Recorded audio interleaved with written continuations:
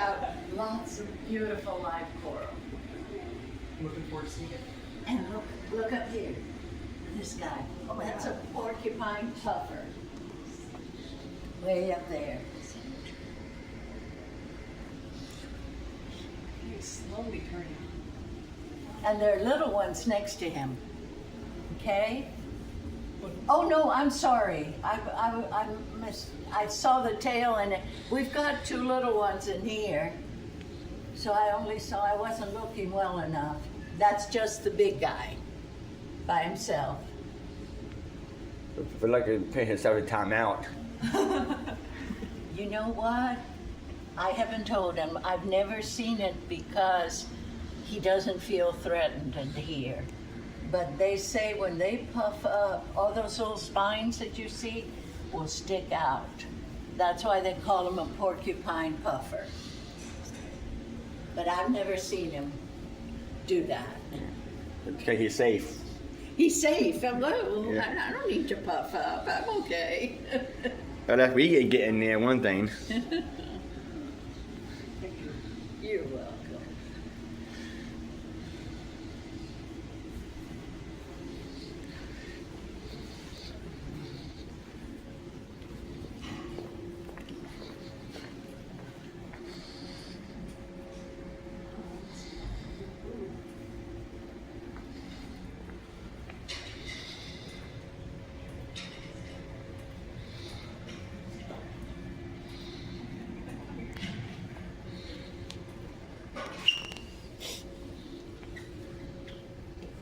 There is eel is in the tube.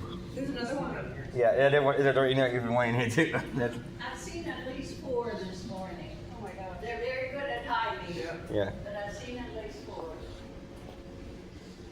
Across the windows, not just me. What about down here? You saw there's one in here. Yeah. There's one in here. And then, yes. The two, I saw the two out there. And there's one right there. Oh, look at those guys are playing. And then at that tube, and it's right behind this pile right here, or what he was, right here, coming out of that pipe, right here. So Oh, you he's in the don't. little, oh yeah. Oh, there's You see him? Yeah. You gotta shoot your next out.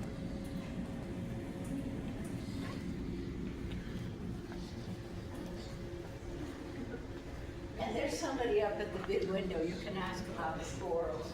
Those are really special.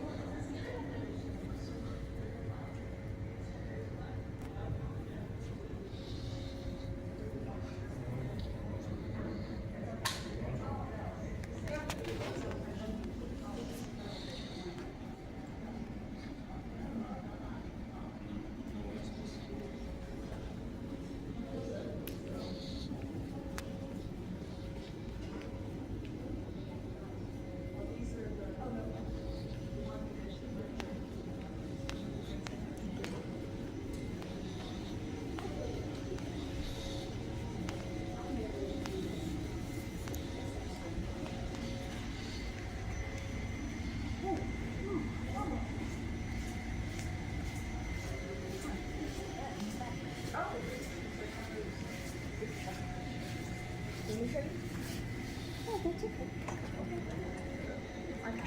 You got it?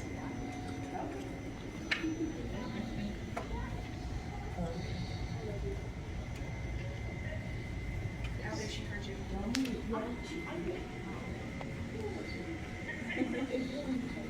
No, just for her want to get in her way too. Oh, look at the purple and the orange. So pretty. But we had that one in the other tank. So these two systems side by side though are telling the story of corals in peril. So you saw the ones in the exhibit to the right, a lot of those are confiscated corals. Do you know where the busiest airport in the world is? O'Hare? Is it Chicago? It's a really good guess. It is up there in top 5, but it is not the busiest. It's Atlanta! We're number 1, yeah. But that means a lot of goods, a lot of humans, and a lot of animals going through the airport. And because of that, we are a part of what's called a wildlife trafficking network, where yes, sometimes people do nefarious things like poaching and trafficking animals. I will say out of all the confiscations I've helped with, like 9 times out of 10 it's a paperwork issue. I work with coral, it is so confusing, I don't think I could fill it out right. But in those cases, we hold those animals until such time as they can get their paperwork straight out, their permitting correct, and then we can usually return them. But in the case of the animals that live in that exhibit, those are all corals that for whatever reason we couldn't return to those importers. In this system, how many of you guys hang around Florida? We're heading there. Oh, okay. So, fun sad fact, sorry if I'm ruining this for you, but what we're looking at is corals that you should be able to find off of our Florida coast. But because of a lot of issues that they're facing, like habitat loss, habitat modification, pollution, we've had a couple of warm events over the last few years where the water has been like 80 to 100 degrees, way too warm. We're losing our diversity on our Caribbean reefs, and especially in Florida. I've been up and down Florida my whole life. I have never seen half of these species. I only recently went to Roatan, all the way down to Honduras, and finally got to see some of these in their native range. But yeah, I had to go way across the Caribbean to the southern end to see them. So it's a great little look into some of these species that we should have in our almost practically in our backyard. So you have a blue head wrasse, the little purple and orange one that you were seeing, that's a royal grama. I've got a redlet blenny. I also have some small neon gobies. You might see them as well if you hang out with our eel exhibit.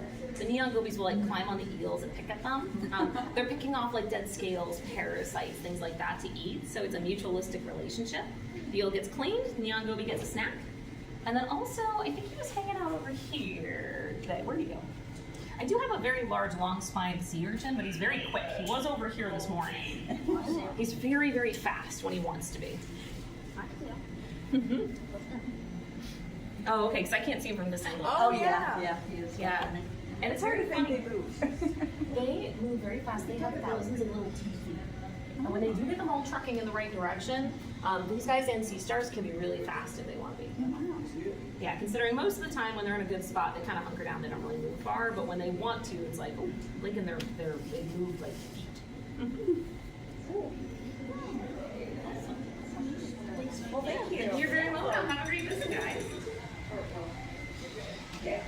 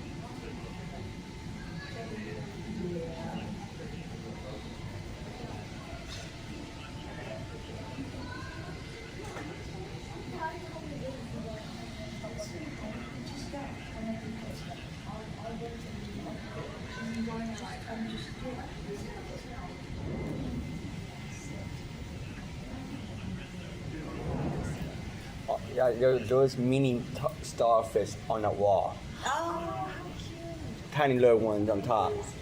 What dogs in the other one? Yeah. And you see there's someone right down right your feet's at. Yeah, those are so cute. And there's They're so little. and that's how that's it. I don't know. And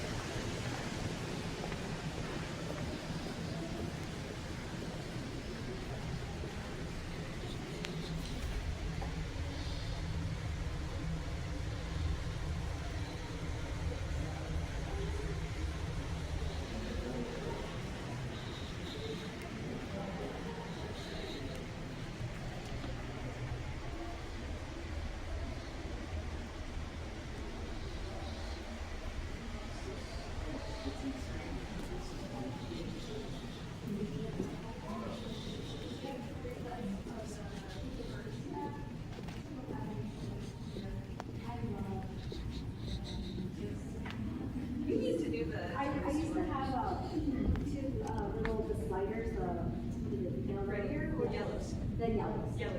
Two of them, but they're aquatic and like I literally want to just have one in my backyard, have them in my She's small. She's 109 pounds. She's only in her teenage years. She'd be a lot larger. She's beautiful. It's funny that you say that with like our alligators as well. They have learned. So when they see their target, they go right to it. She's a Beluga. Beluga's around 400 pounds. Wow. Our largest one's 500 pounds. There's you, Sean. Our beautiful little bird. No, their throats are only this big. Yeah. Oh, They're wow. that's it. Their filters are cute. Yeah, they are filtered here. Yeah, they're only things. Yeah, they're only gonna be things like krill, fish eggs, jellies, anchovies, sardines, vikings, and very tiny little things. They're not a whale and they're not a shark, they're a fish, right? They're a shark. Oh, they are a They shark. cartilaginous fish. Which is all sharks are is. And so, yeah, the shark is a species of fish. Look above your head. Yep. The largest shark in the ocean is the largest fish in the ocean. So it's bigger than a great white. Yes. Wow. Yeah, these things are 40 feet. Right. The females, pretty Well, much. because I really didn't think they were sharks. For some reason I thought they were fish.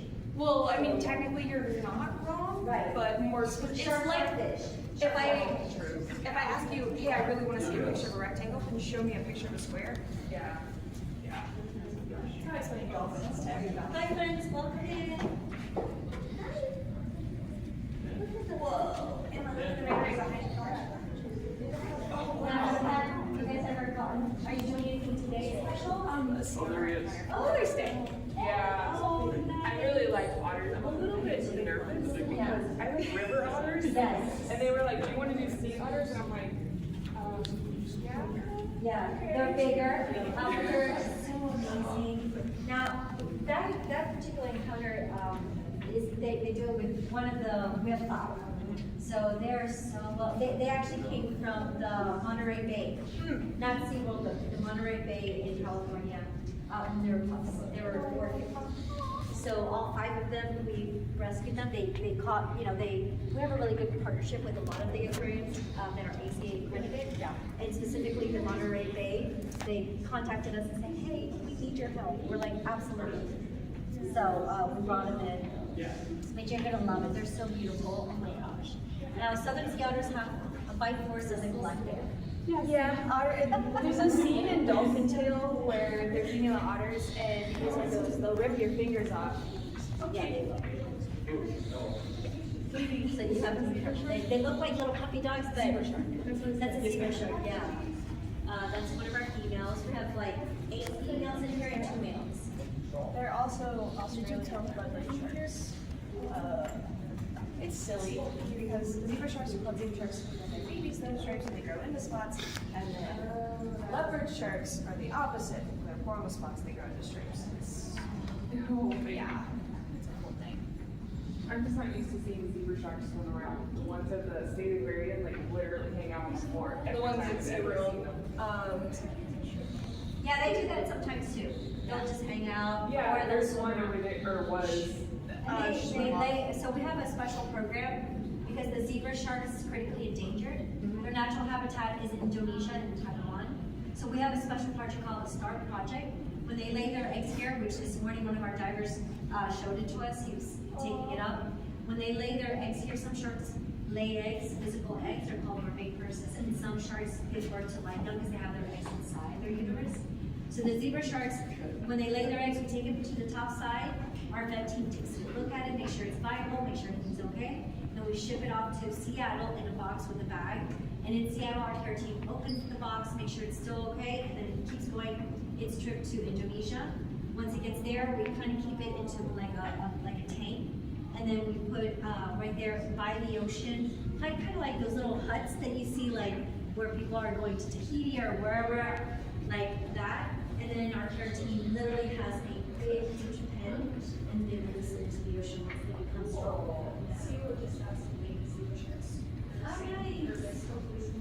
Oh, good. Oh, they do so well. Yeah. Yeah.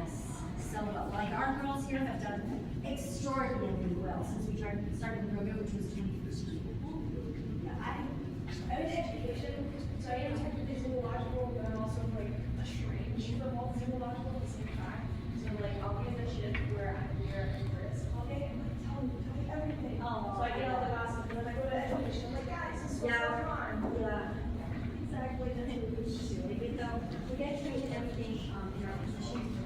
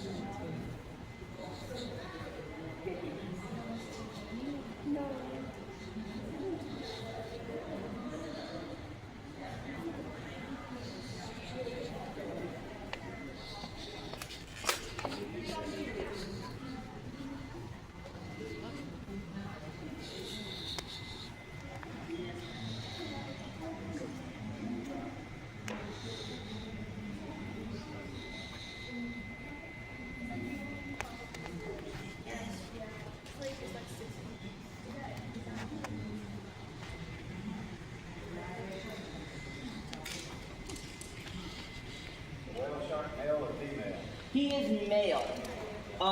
So you can actually tell, sharks and rays, you can actually tell the difference between male and female.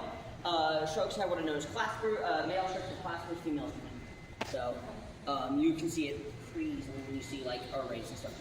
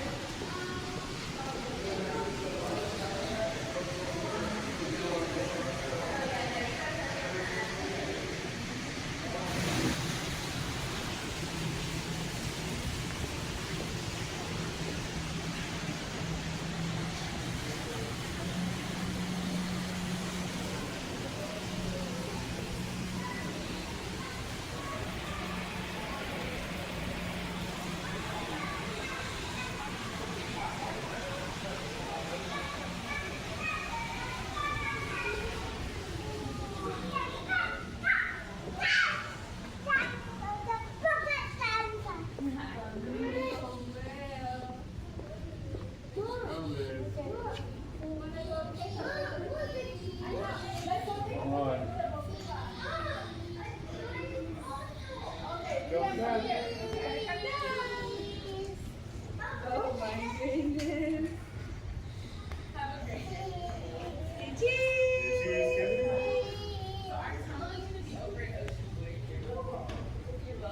What do you think, though?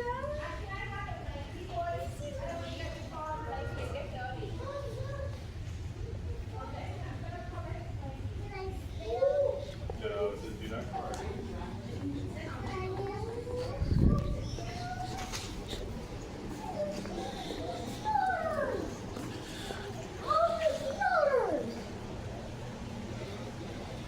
Oh, they're so cute. And they not. Mom, now can you take pictures of us? Yes, let's go. You lead look at. Look at, we follow you.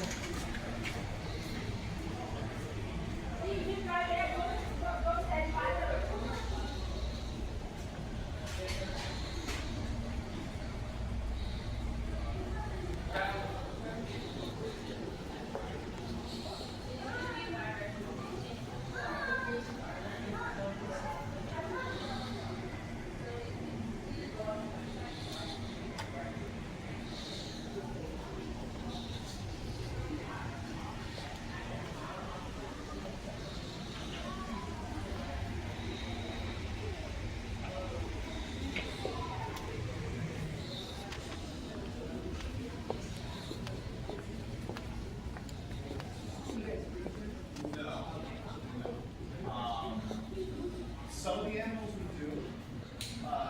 So it depends on the animal. Some animals are on what we call like survival plan. Like penguins definitely breed or lay eggs. There right now. The zebra sharks, from the Ocean Voyager, the brown sharks that have like spots all over them. Those are breeders and they lay eggs. And Do you have the Wobbegons. There are two wobbegons. Are they in the same tank? They're in the Ocean Voyager habitat now. It's not always as likely that you're going to see those because there's only two in that whole gigantic habitat. And they're very, it's like almost like a football field. One tiger or more than one? One tiger, Beluga. She's actually my favorite animal. Yeah, no, she's gorgeous, and honestly, from what I heard, I don't know if she knows that she's the biggest shark in there. Because when the divers go in there, she gets freaked out by the bubbles. Like, she goes to the other side of the habitat when the divers go in there. Yeah. But that would make me feel okay. Yeah. But y'all have a great morning. If you got any more questions, I'm right here, okay? My friend Anna's right up there. She's a penguin expert. Ask her all the hardest penguin questions you can. All right. Okay?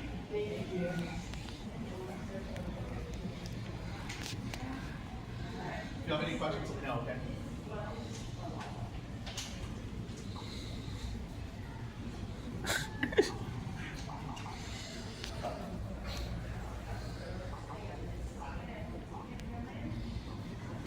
Beautiful dog, by the way.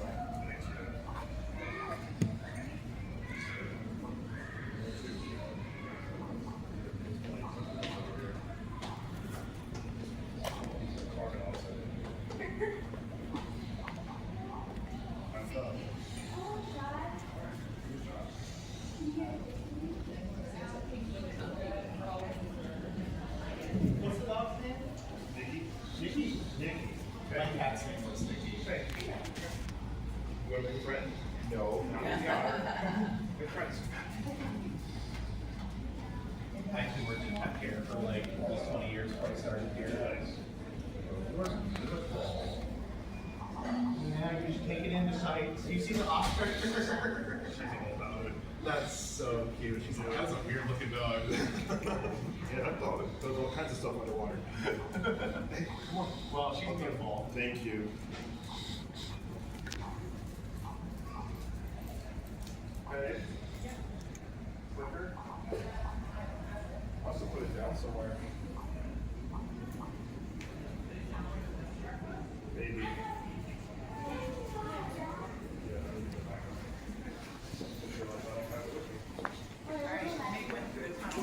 Okay, we'll meet you at the river spot or whatever. Okay. Yeah, you see him?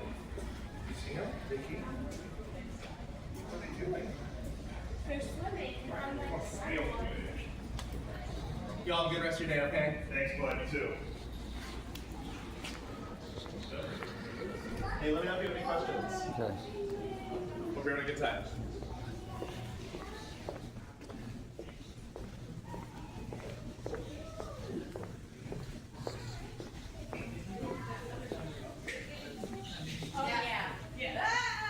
She's freaking out a little bit. She's like, oh my god. I'm gonna do something.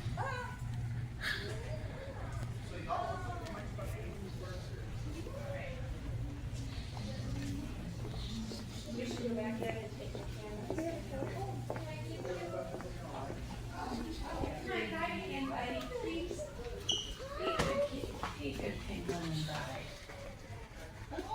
I gave you a little sandwich. Yeah. She's like, no, come on, go down a little deeper. Go down, guys. It's not That one wings at you. like, no, all right. I'm taking you a bath. She's getting ready for the day. I don't think you're gonna get that one. Just Dan. Oh, okay, come on. Right. Let's go down. Who are you? You gotta look. He asked to turn around to. I don't see a color yet. Show me your flippers. 2 oranges, yellow. I need yellow. I've had Orange. 2 orange back to back. 2 2 oranges. Here's your 2 oranges. That doesn't help you. Come over here for just a second. That doesn't help you.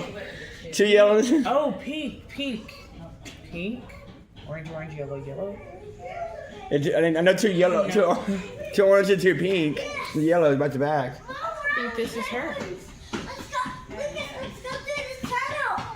Yeah, have fun. Make sure you're walking though. I'm sorry too. Okay. Right your face too. They go through there and then they go up there. Oh, thank you. They've been here before. It's my first time, so I don't know what it was doing. Yeah. What are you yapping about? Somebody's in the green in her cage. Yeah. What on? So we got blue. Got 1 blue. Hi. Oh, is it my nails? It is. The nails are I shiny. didn't want to get you down. The nails are shiny. I know, girl. We gotta get your nails done. It's okay. I never realized how pretty your eyes are. Wow. Hey, girlfriend. You see, I need that one like you. Gotta figure out what your name is. I need that one like you. Oh, she's so gorgeous.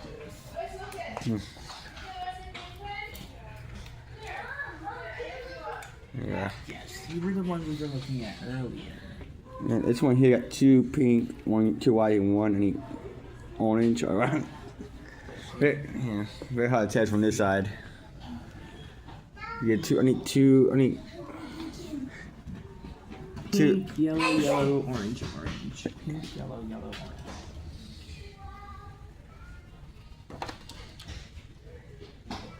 Shaggy!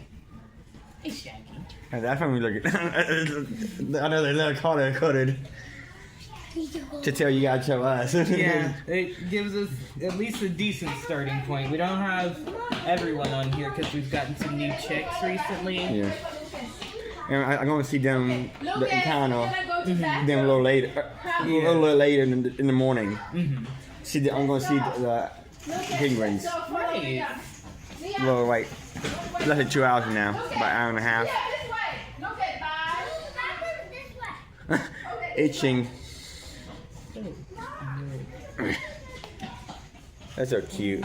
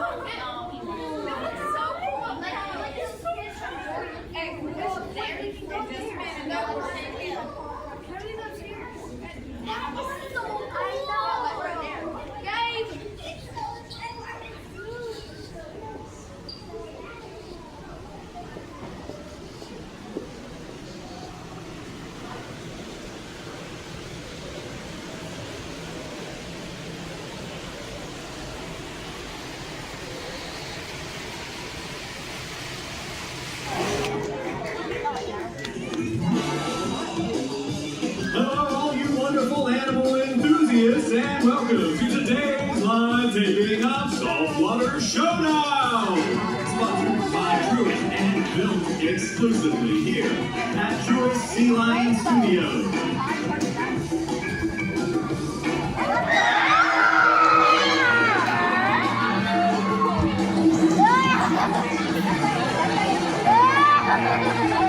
And now, for your host with the most, Legs Wilder!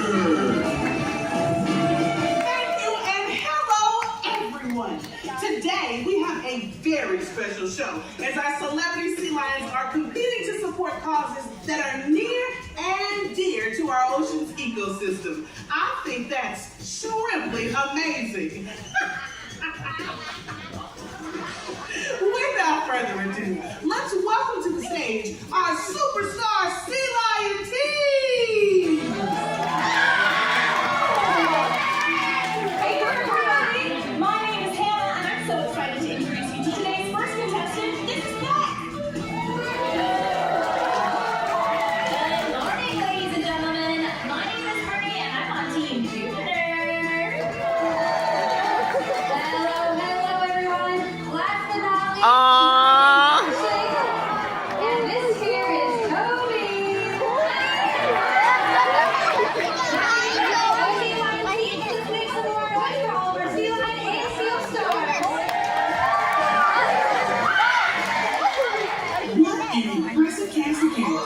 Let's take a moment to learn a little about each sea lion star and why they're playing today.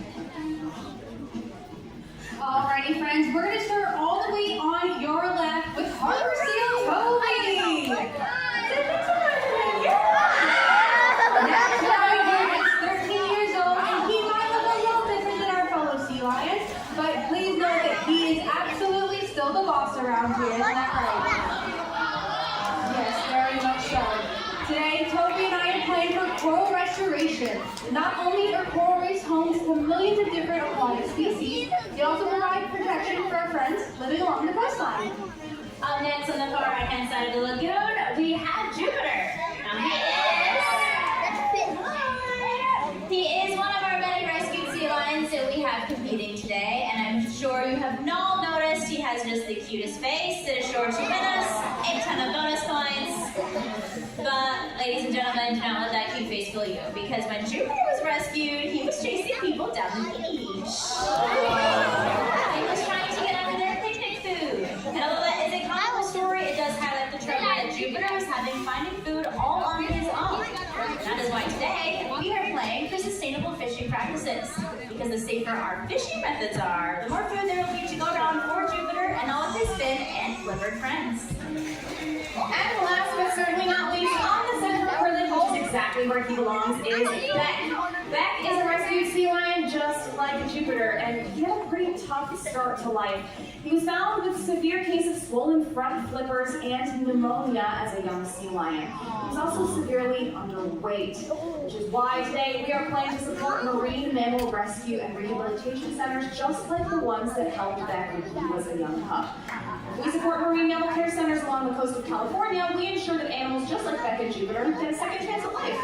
And I know I don't just speak for Team Beck when I say we are so excited to be here competing on Saltwater Showdown at our Boys Forever home, Georgia Aquarium.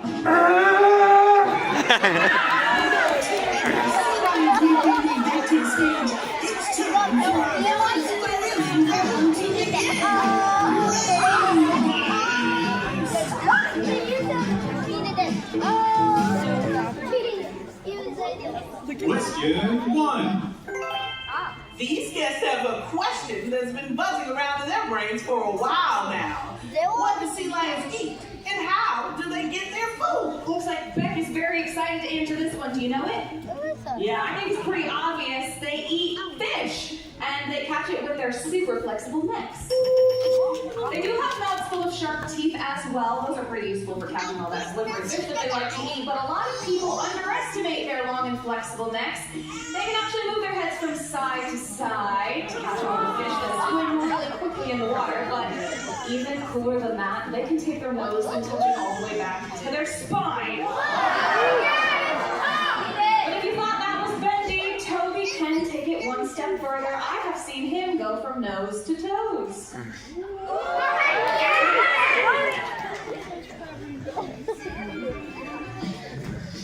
Question 2. How many hours does a sea lion sleep each day? Team Jupiter definitely knows the answer to this question. They sleep around 8 to 12 hours every single day. They sleep so much, you may often find them on rock stocks and beaches along the coastline of California, looking a whole lot like this. But do not let them fool you, they are not lazy animals. They can spend hours, if not days of time on those hunting trips, so when they return to shore, they are in need of that well-deserved rest. Question 3. What are 2 key differences between a seal and a sea lion? Oh, Toby and I know. Obviously, there's 2 differences. It's going to be their ears and the way they move on land. So if you look at your nearest sea lion, you're going to see that they have external ear flaps called pinnae behind their eyes. Whereas harbor seals, just like Toby here, are going to have a pinhole about an inch behind the eye. But my favorite way to tell them apart is the way they move on land. Sea lions have a rotating hip bone, which allows them to move their hind flippers up underneath their body and walk on all fours, which is great for going forwards, but even better for taking things in reverse. Now, Toby and other harbor seals as well can back it up, but they're going to use their stomach muscles to back up, so when they back up, it looks like the worm.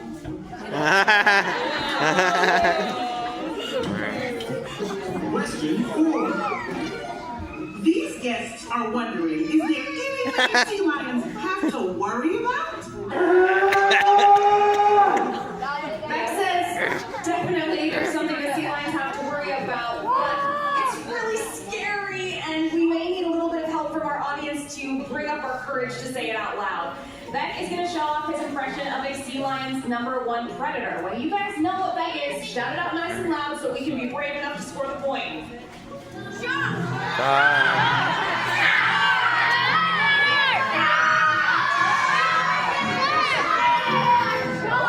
Very convincing. Good job, Beck.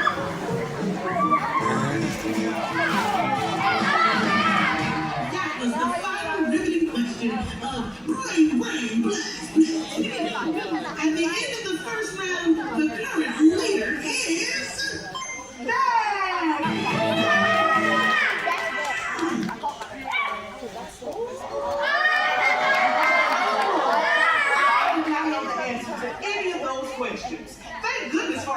fantastic quick fix. When you have sea lions of this caliber in the show, correct answers are a sure thing.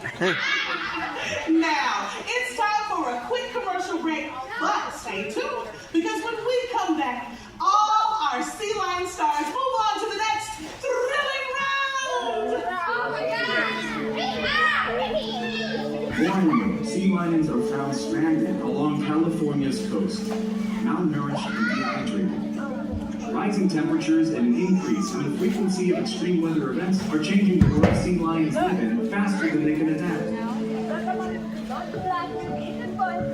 While climate change continues to disrupt the delicate balance of our world's oceans, there are ways that can make a positive impact. Try taking reusable bags to the grocery store and drinking from a refillable water bottle. Every small action will make a difference. If we work together, we can help preserve the natural world for future generations of our aquatic friends.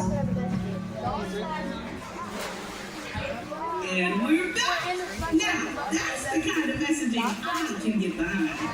Okay, after an informative first round, let's kick it up a notch. Here's round 2. I hope you're ready to see our sea lions show off their strength, agility, and grace in Shoreline Shuffle.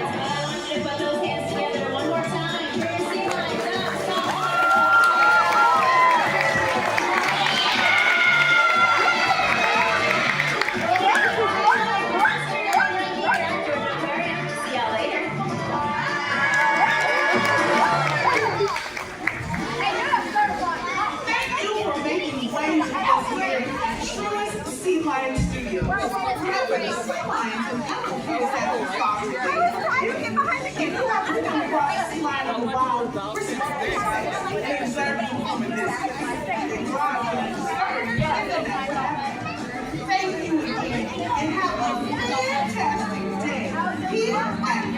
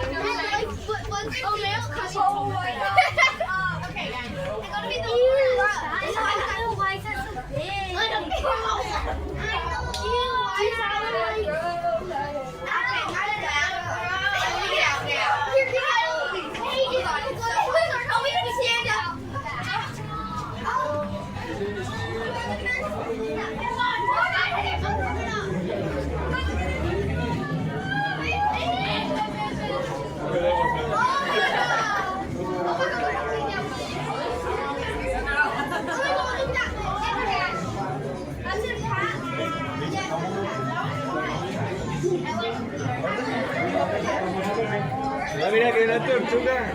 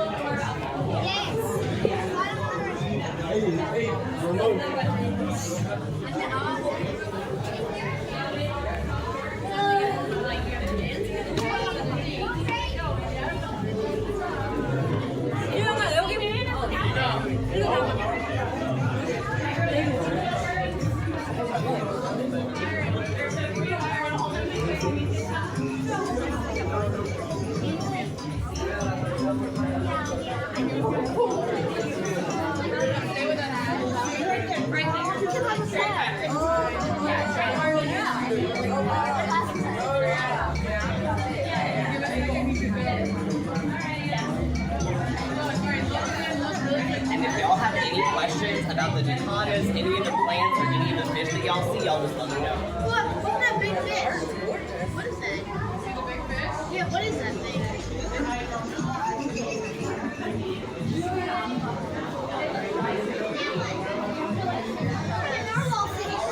You see that one just floating up?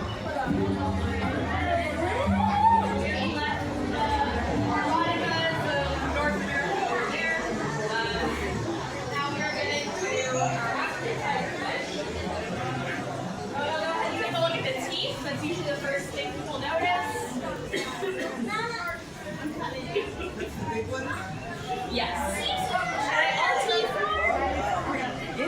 Yeah. And then on this back left wall, wall. Above the rocks on the blue wall, you'll see little catfish with little whiskers. I want you to get eyes on them. They're up against the wall. They usually all hang out in that corner. It is a type of catfish. Well, at least has whiskers.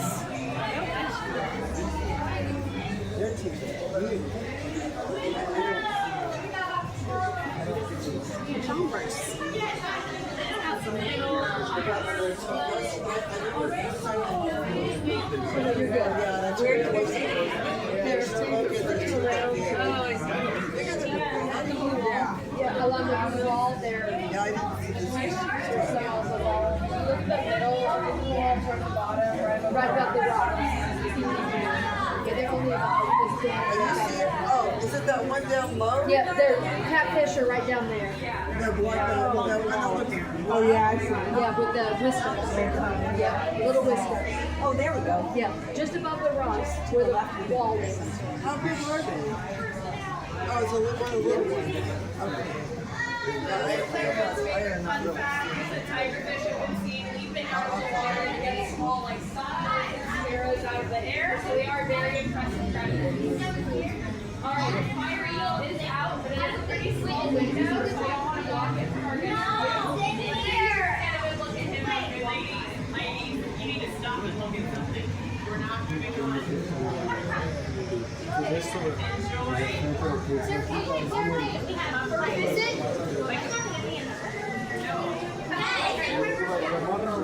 We get reservations at Riverside. Like the giant cover that pops up. And with its it's different. We have plenty of time. It's definitely not in there. Nothing extra, but that is pretty. Others are not. Okay. But I'm taking this. That's going to be nice.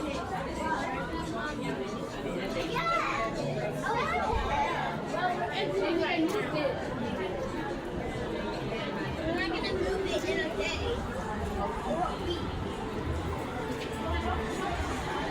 And you don't just move it. It doesn't work like that. It's not like in a wild day. It's like 18 minutes.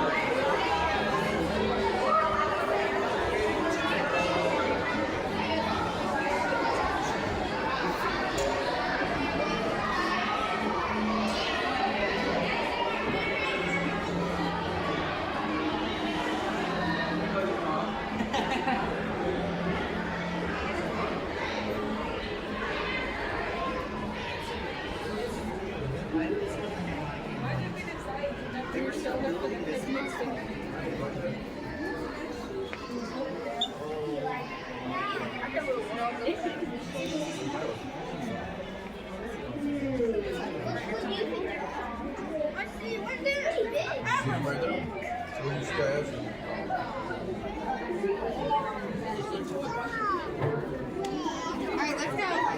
Let's go see some more sharks.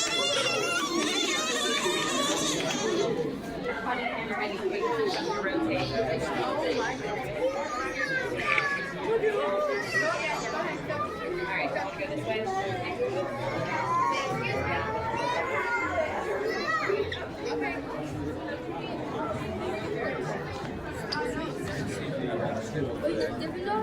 Yep.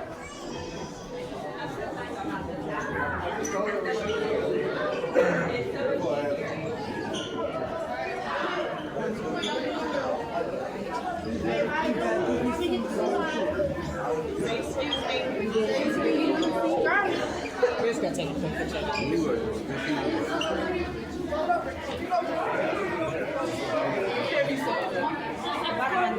Excuse me.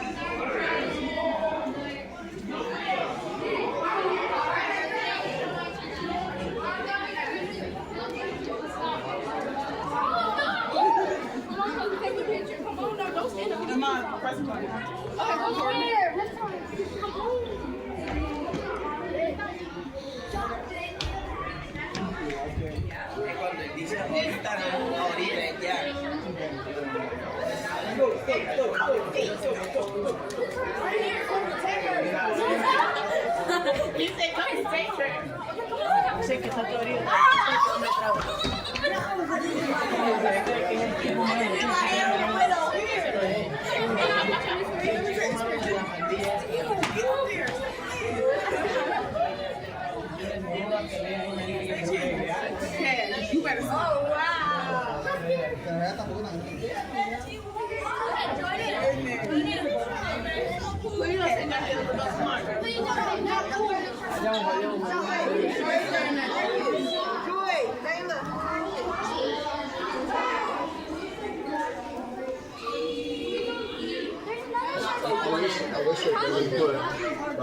Helen, it's only 10:45. I know. 10:45. We need to go to the Dolphin show. Not at 11. Not at 11. And like the pressure.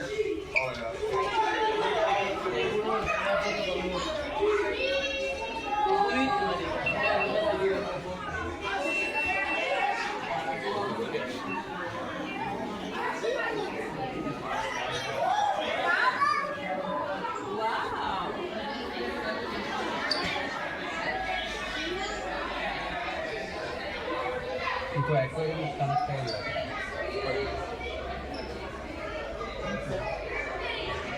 బేసిక్గా మొత్తం అంతా ఒకటే water అయితే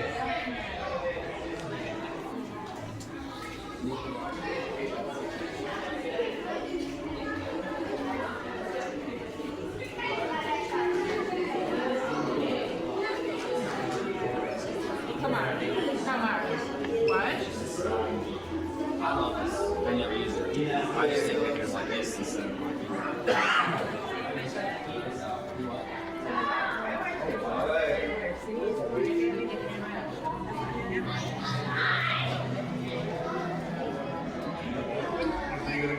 You guys could get started then?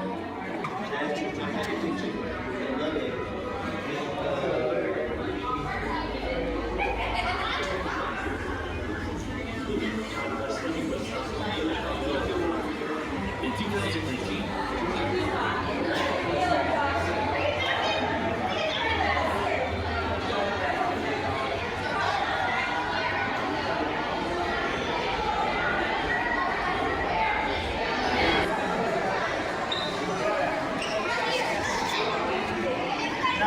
That's back there. We did that.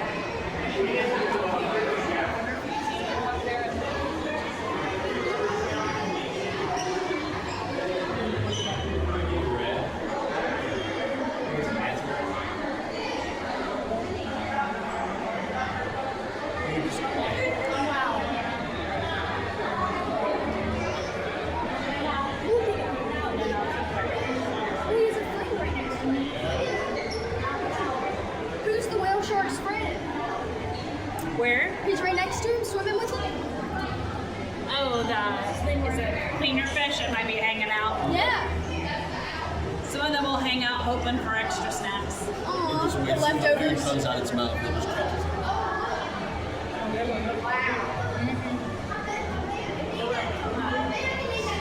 Oh, it is black.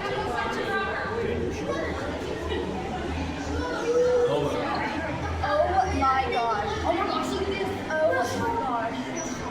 Oh my gosh. Oh my gosh. Can you imagine, as big as it is, its throat is only the size of a quarter? Why is that? Because they only eat zooplankton. Yeah. So they just have a really big mouth to bring in as much water, but their throat They is filter it, yeah. super tiny. So people are like, oh, it's going to eat me. No. He can't even swallow you. Yeah. Yeah, he can. It could probably give you a gnarly tail whip. He's so sweet.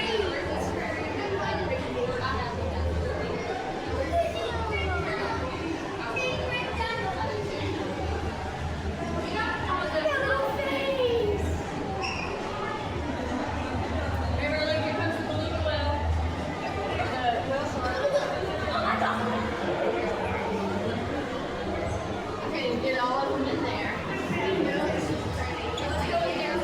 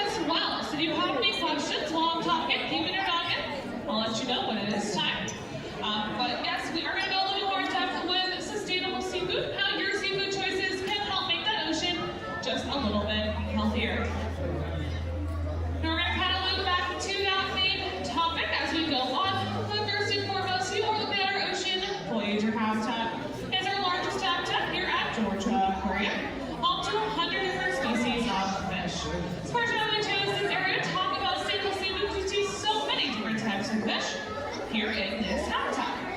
Now, one thing I'd like to talk about first and foremost is that I said how to make those oceans healthier, right? So what do you think I mean when I say a healthy ocean? You can yell out your answers.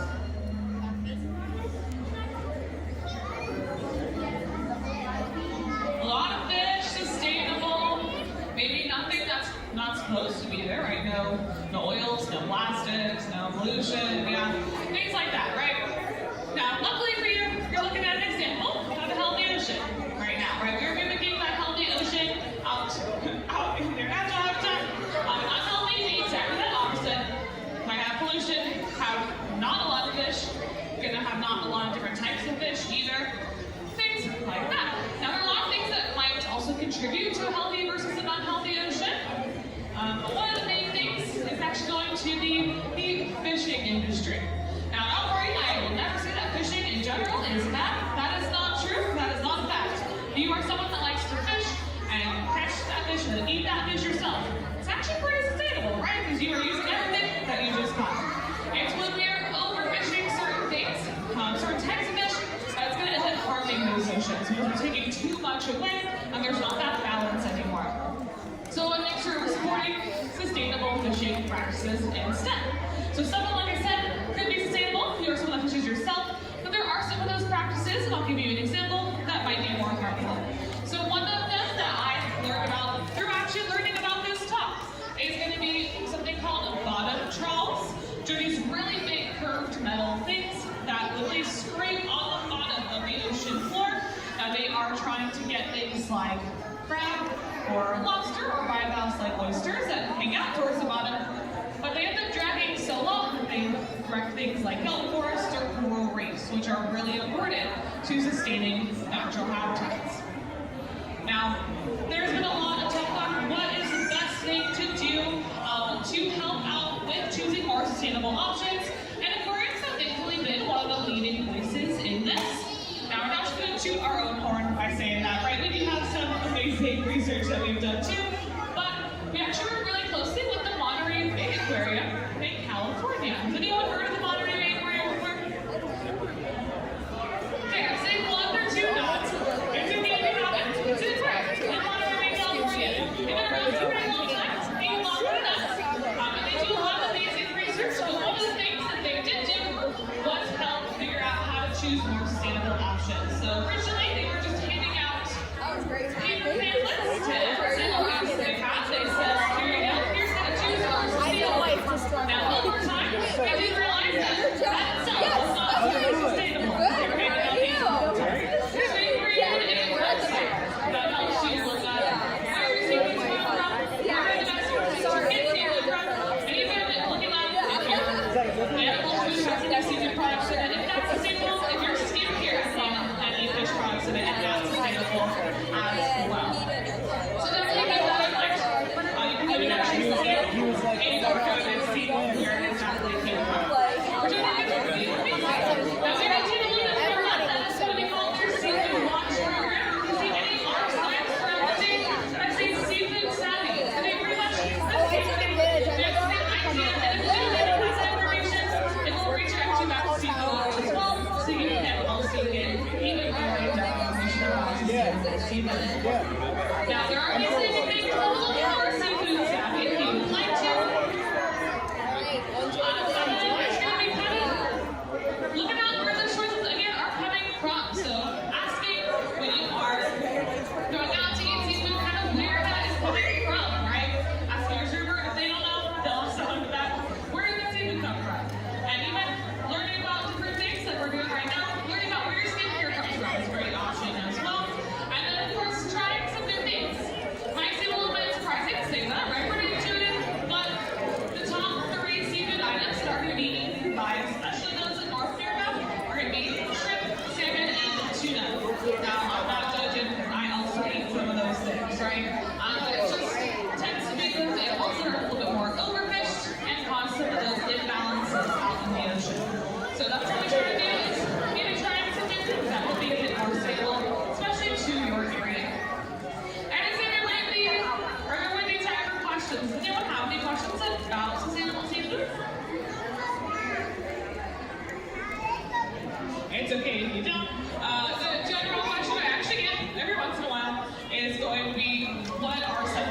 be more sustainable to this area.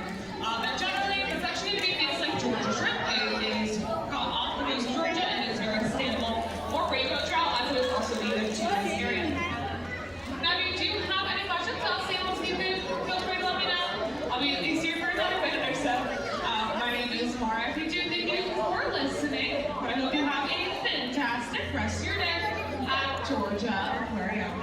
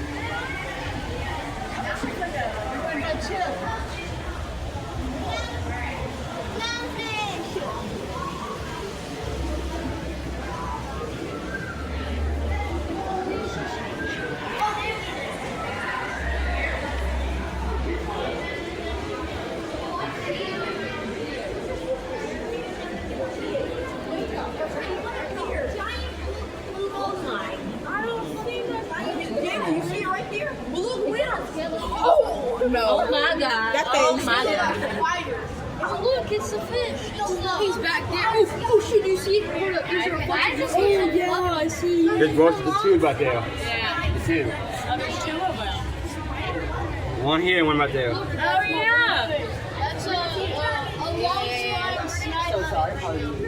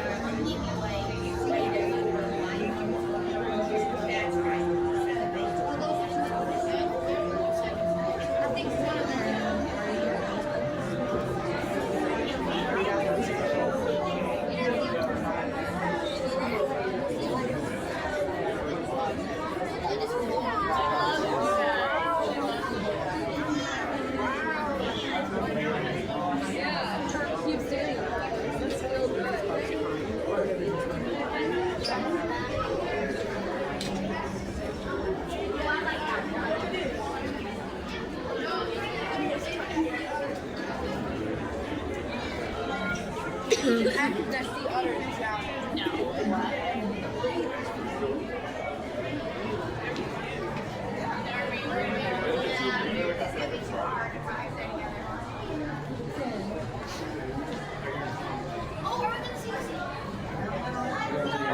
Sea otter.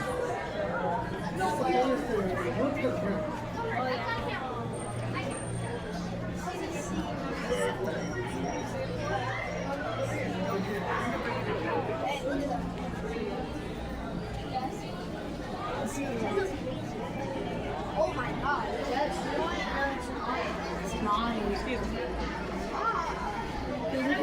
nice. Suck my fellow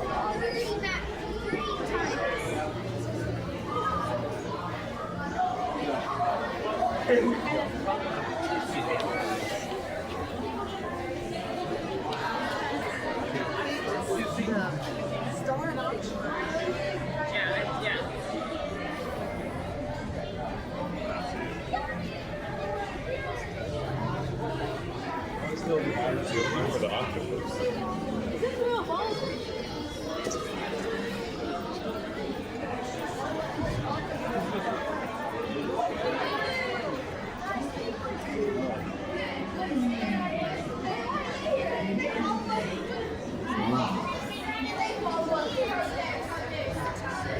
Dolphins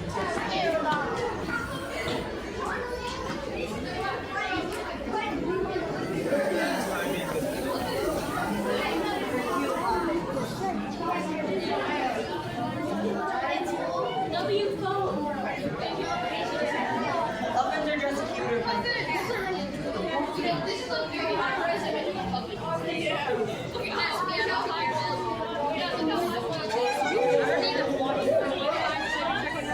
Like being at the bus at 3:30. So you need.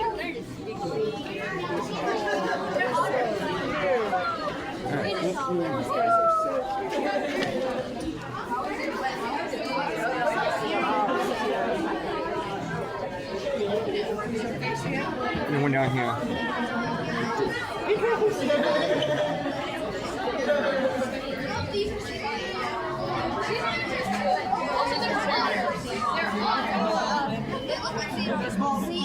Sea lions still have several.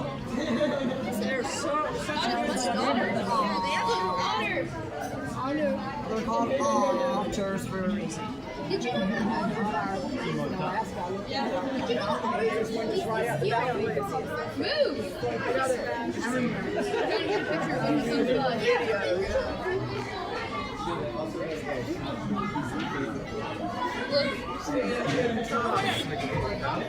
We need this.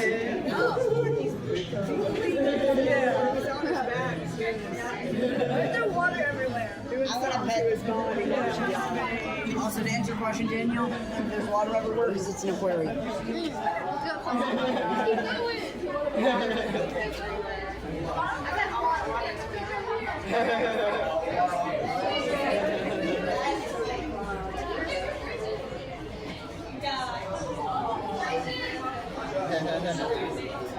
Let's swimming!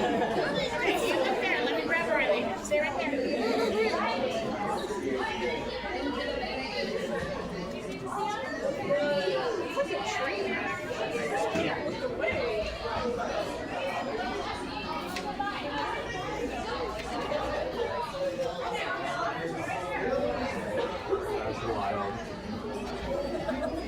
That's so wild.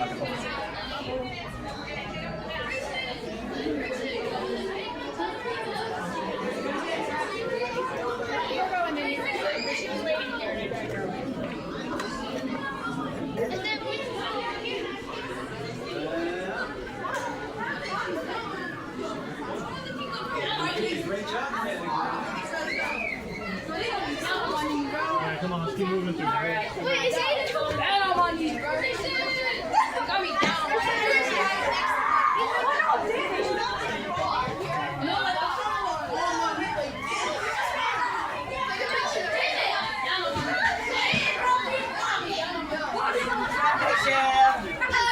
my dad better get a picture. You guys are the traffic jam. No, I'm Jam. Slow.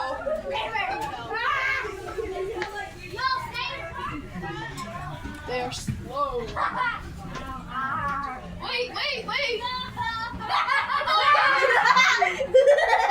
Guys, my dad's trying to get a picture.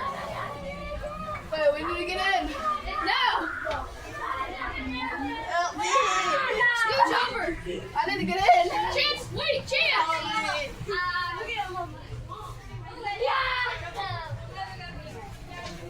I'm crawling. Hello.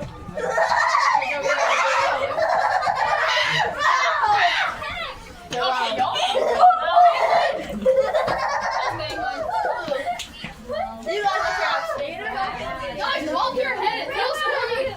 Oh, that does feel good.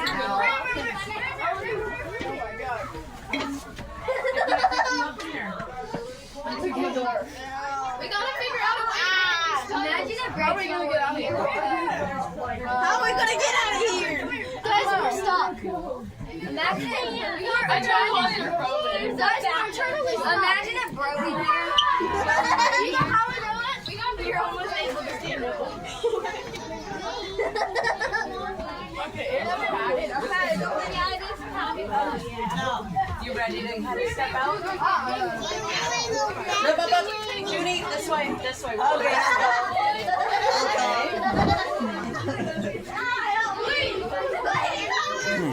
I'm joining Jam.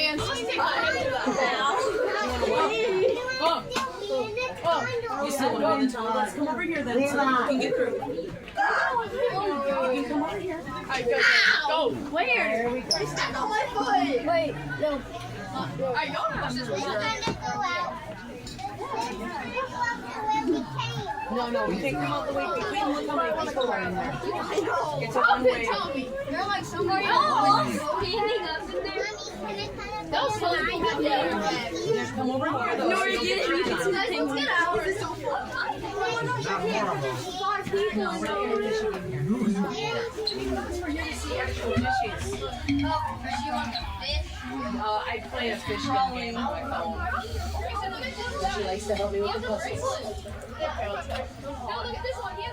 Watch our step, guys. Watch our step. Watch our step. It's an interesting space, isn't it? Watch your head. Yeah. Oh my god, bro, I'm literally crawling like a fairy. Go! Yo, there's no way. What's wrong with being a fairy? Not gonna lie. It's in my purse. We are not taking it out. Do you need to be done? Let's change the subject.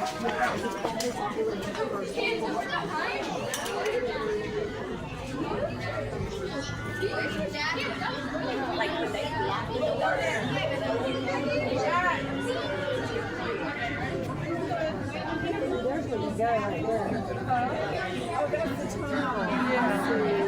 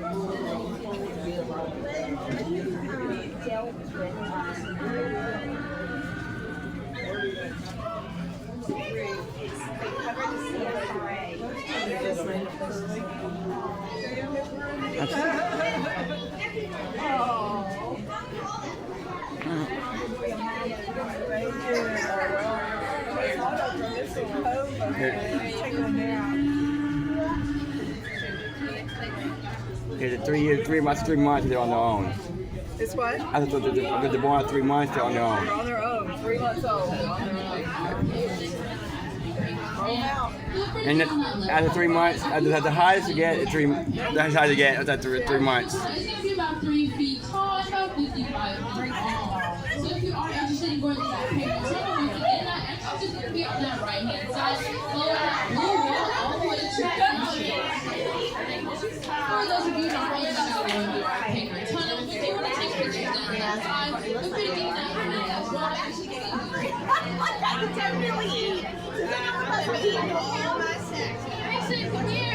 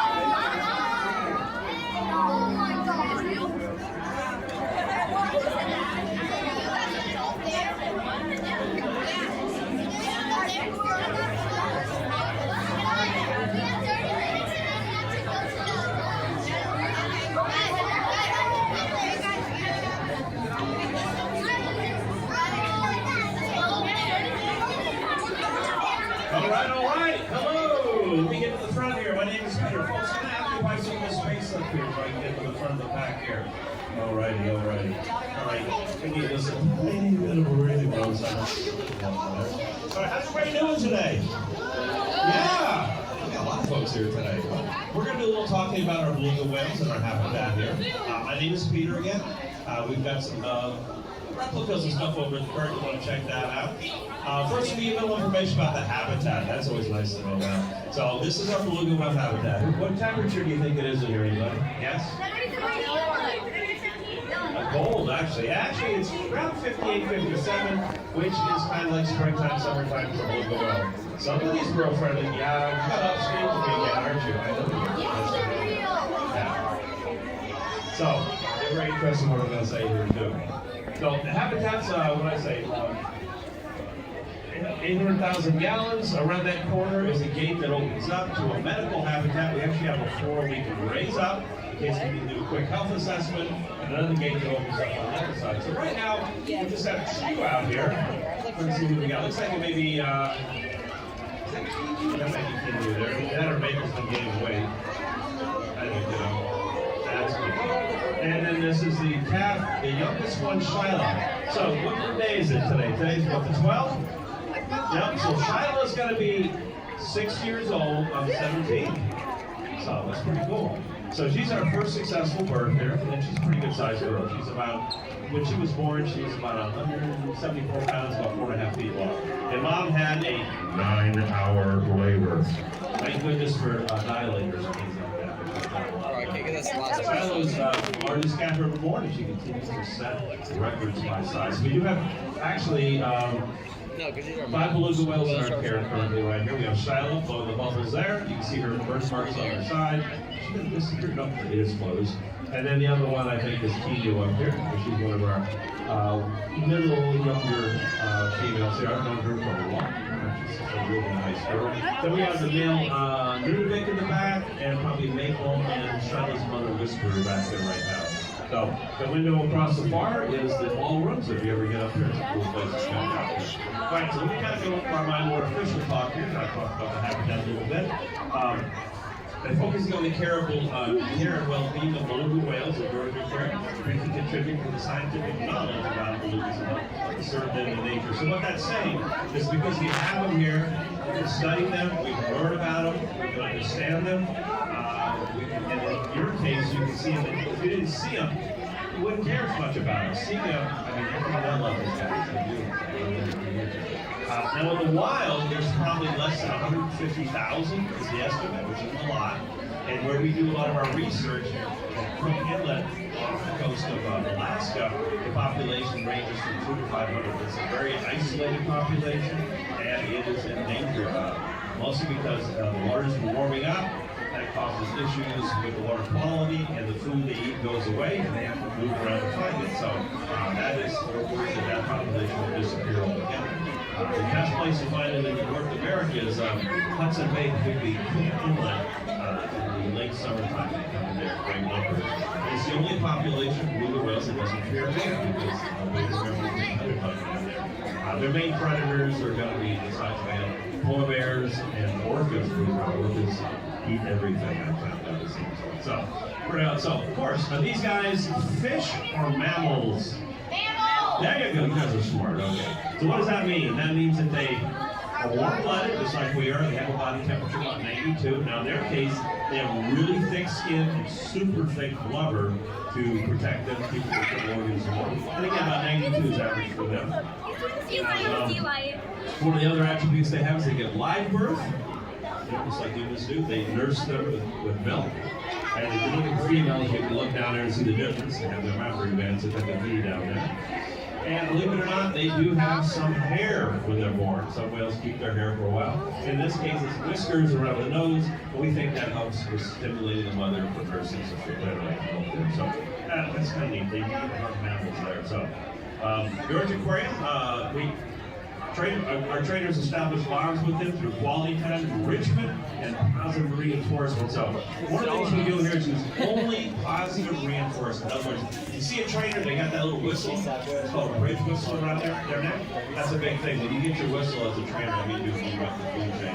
So what they do is when the animal does what you ask them to do, whether it's come up here to get some food, or hey, show me your tails so we can do a cooperative blood draw or something like that, they blow the whistle, plus they get their snack. They're always going to get the snack, but the whistle tells them that, hey, the person I'm dealing with here, they did exactly what they wanted to do. So we see those in the dolphin shows, sea lions, all those sort of things.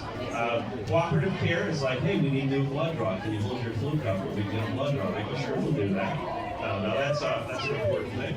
And enrichment means you'll see toys in here. I mean, we call them enrichment devices. Right now it's pretty clean, but we have literally hundreds of them up here. Right now they're interacting, probably getting a snack with our staff up here. We also do interactions. That's where that occurs over here. There's some enrichment devices right up there. We use a lot of car wash film for that. That stuff's great. It's cheap. It's recyclable. So as long as we keep doing these research with these animals, and the ones we have in human care, studying their behaviors, it gives us a good idea what's going to happen with the ones in the wild. One of the things we're doing is a metabolic study. We kind of want to know how much energy and calories the beluga whale is going to burn during different activities. So a resting activity, of course, would be very little calories. So we have this device we put over and measure the CO2 to get a resting rate. And then we have new zoomies in here. They swim really fast in here. You see the blubber. And then we'll have them come underneath the dome and we'll check the CO2 at that time again. And through that way we can get an idea how much energy they use over a given period of time. So right now beluga whales could be having to move away because of undersea sounding, where they're looking for minerals, making explosions. They might have to run away because people are chasing them or they're being chased by predators.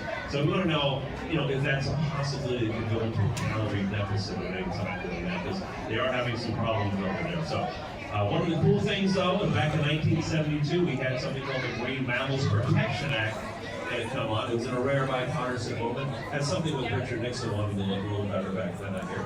But everybody was realizing dolphins, seals, people were fishing, were annoyed by them, and stunning them. And that wasn't good. People didn't like that. So they went ahead and enacted the Marine Mammals Protection Act in 1972. And all the animals that have been on that, none of them have gone extinct yet. I'm a little worried about our North Atlantic right whale.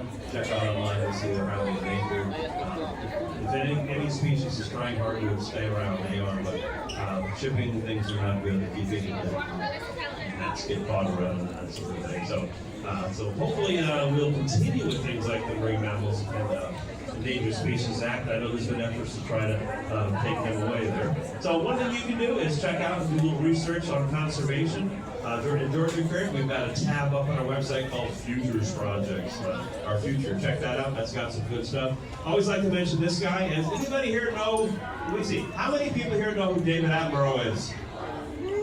All right, I can talk to you, okay, no. Anyway, David Attenborough's a pretty amazing guy. If you have not teachers, if I have any teachers here, a good thing is to try to get your students a chance to watch some of his Planet Blue series. They're all usually pretty good for kids. Sometimes it's including things that are pretty rough that are going on out there. How old is David Attenborough now? 100. He's actually 100 years old. And is he still walking and talking and doing TV? Amazingly so. You know what he said his biggest thing in life was? Getting to 100. He couldn't believe he did it. But if you get a chance to watch some of his clips, and I think you can get on BBC though, then he talked during his birthday celebration. There's some interesting things in there you might want to read up on about there. So what's one of the good ones? Oh yeah. So 90% of all the mammals on the planet are what? So did I hear humans and livestock? 90% of all the animals on the planet. So that means only 10% are wild animals. That's not good. So here's another one. 80% of all birds on the planet are what? Chickens. That's how much chicken. Think of that. We all eat chicken all the time. And we have chickens that mature just a few weeks nowadays, a month or less. So chickens are a big thing, so think about that. And 45% or more, I think it's over half of all of our area where we can grow crops in, The only thing they're buying crops for is for feed for other animals. So this is kind of where, this is something you can think about. As you can see, we're heading down a path that may not be a good one. I mean, does anybody here not like natural animals? But in my lifetime, when I was in upstate New York, under my early 70s, you could walk out to a field and you see pheasants taking off. Now you got to go to a farm to see that where they're growing. So kind of a tough thing. Anyways, do your part. I mean, recycling is always our go-to, but it's kind of hard. They're not recycling everything you want them to anymore. The way I say is glass is just sand. We really want that to throw it away and become sand again. Do your best. Recycle, reduce, reuse. Try to make sure the people making the big decisions for you out there are the ones you want to be doing it, because they're the ones that are obviously going to be. Is that a coelacanth on here? It is a coelacanth. Okay. Oh, wait, anybody here know what a coelacanth is? It was a hard one. I know you know. It was that living fossil fish they found. Now they found a bunch of them. It's like a good photograph. But it's one of those things where we thought it was extinct, and then it wasn't. Sort of like the red horse, robust red horse fish we have in the one habitat here. They were thought to be extinct, and then they weren't. So they found them. Anyways, does anybody have any questions? Any answers? No, you do. Go ahead.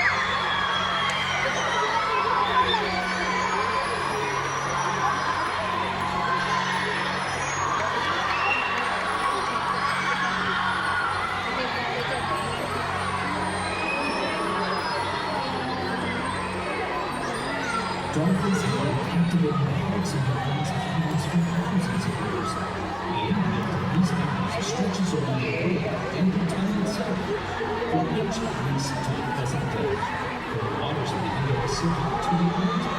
People around the world have made connections with these incredible marine mammals. 37 species of dolphin are the waterways of our planet Earth, from the North Pole to the Great Lakes. Dolphin distribution is fast, with populations of the Mediterranean Sea, off the coast of Africa, and rapidly across the world.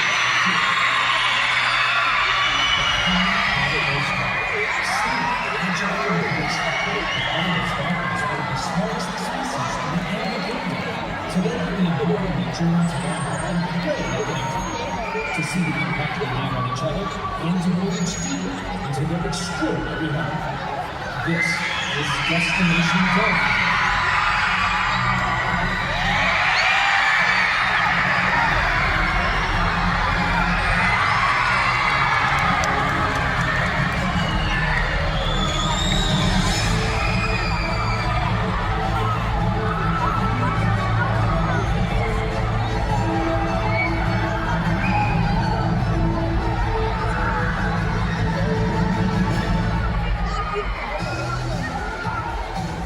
Welcome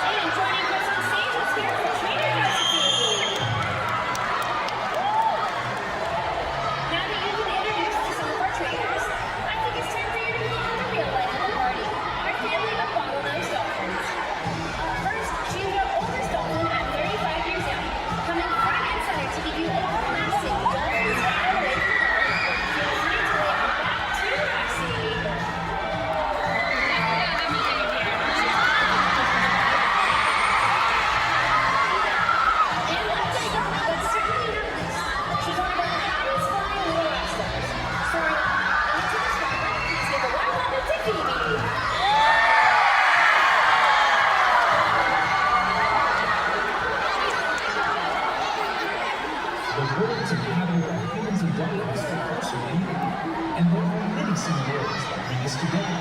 We are both highly intelligent and social animals. Like us, coastal dolphins live in families or pods, typically consisting of 2 to 15 members. As the pod grows, a new addition will take up to 12 months to arrive. Dolphin mothers will give live birth and nurse their young just like us. But, as we all know, it takes a village. Other females in the pod will take on supportive roles, helping mom as the pack grows. While dolphins live their entire lives in the water, humans and dolphins breathe the same air. From a dolphin's first breath, they are truly distinct, just like you, and leave an indelible mark on the world around them.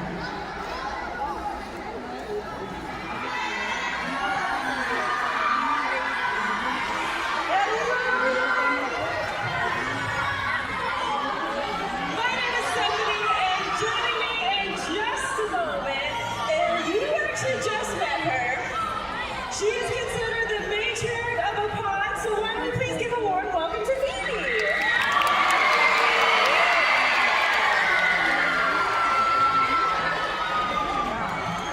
Now, Phoebe also just celebrated her 24th birthday, which is pretty cool.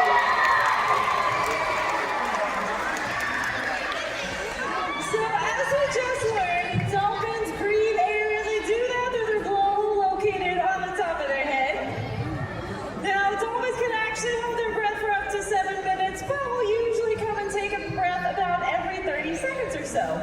Now, through this blowhole, this is where dolphins are able to produce a wide variety of clicks and whistles. So, listen closely as Phoebe sounds a little something like this.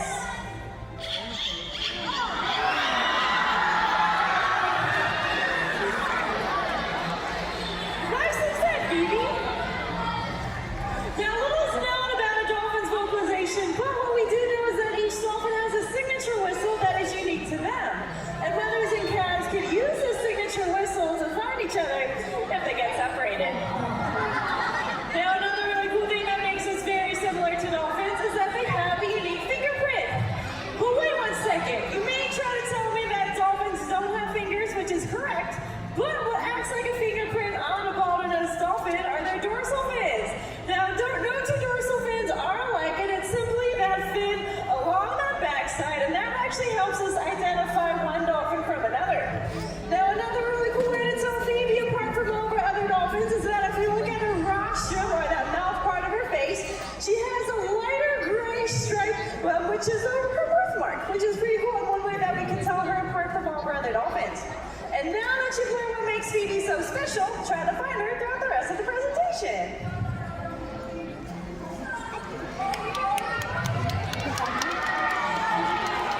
Thank you, Stephanie and Phoebe, for that closer look at our family of dolphins. At Georgia Aquarium, animal well-being is the first priority.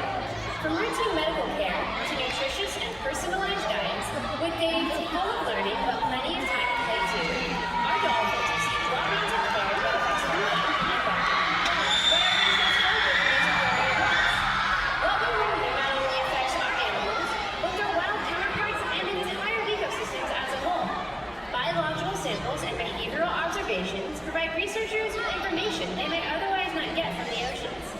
Through partnerships with regulating agencies such as the American Humane Society and the Association of Zoos and Aquariums, you can be sure that the highest standards of care for our animals, trainers, and guests are upheld. Accredited facilities like Georgia Aquarium provide personal connections that then inspire future generations to care for these intelligent animals too. Responsible interactions begin here.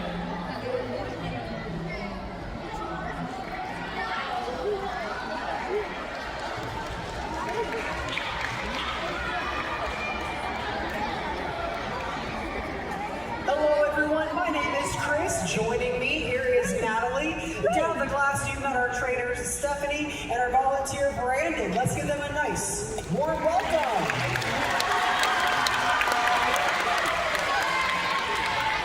All right, now today our volunteers are going to help us answer the question, who knows more about the bottlenose dolphin? Is it the adults? Okay. Or is it the kids?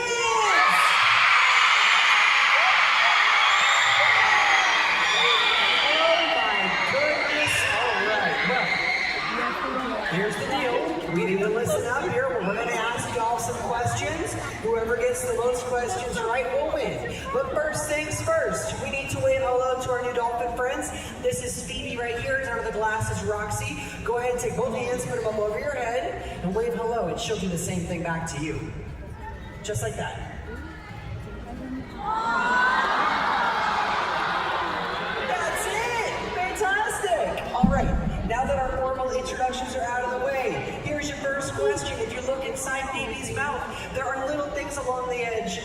What are those called? They are teeth. Excellent. I'm going to give you a fish.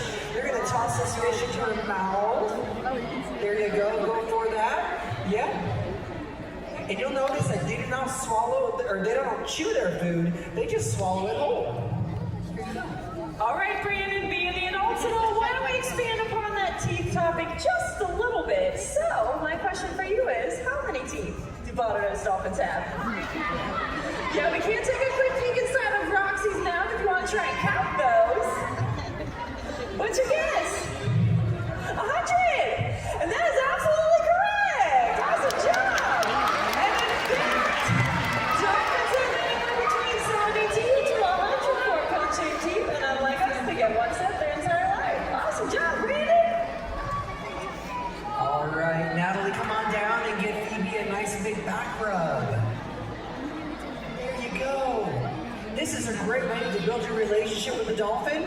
Spending quality one-on-one time with them is how we get to know them, and we learn what's reinforcing for them. Of course, you can give them things like fish, but a back rub or a dolphin toy, like the basketball behind us, are all really fun ways to reinforce them and let them know that what they're doing is amazing.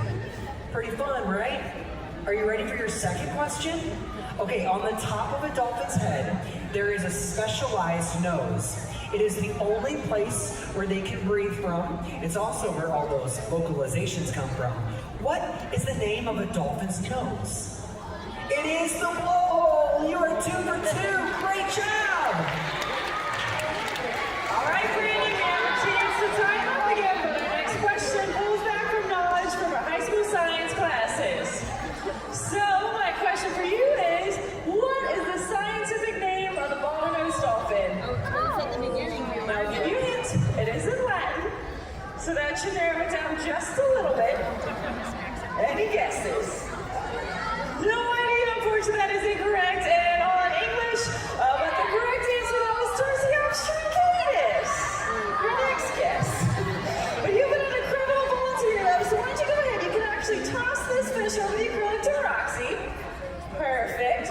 All right, so we got our first question correct. Then we missed our next question, but that's all right because we have a chance at redemption. I showed you a hand signal before show. First of all, do you want to have a hand signal? All right, perfect. So on the count of 3, we're going to face Roxy, and hopefully she'll do something pretty cool when you do that hand signal, and the adults might take the win. Are you ready? All right, let's make sure Roxy's all ready to go. Perfect. All right. 1, 2, 3. Oh my goodness, Roxy's not helping us out at all. Chris, I think we need some help from the kids. No problem, Stephanie. Don't worry. Natalie's got to take care of all of this for us. All right, stand right here. Go ahead and put your hand up in the air. Now what I'm going to do is I'm going to point Phoebe to you. So she's looking at you and you alone. Now on the count of 3, you give her that hand signal. 1, 2, 3. I think she's got it. Look way over there. And the kids took it for the win today. Let's hear it for Brandon and Natalie, Dolphin Stars, Phoebe and Roxy. Great job.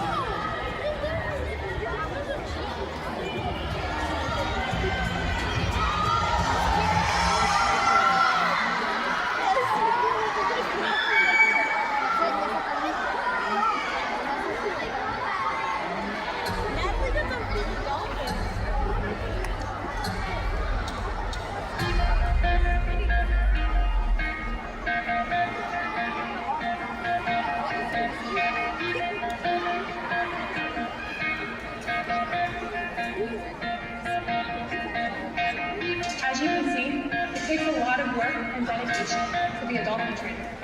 The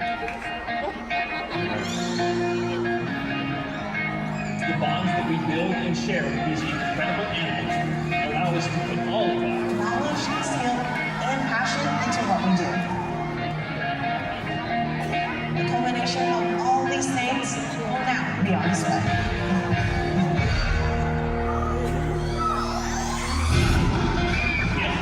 Get ready. Because this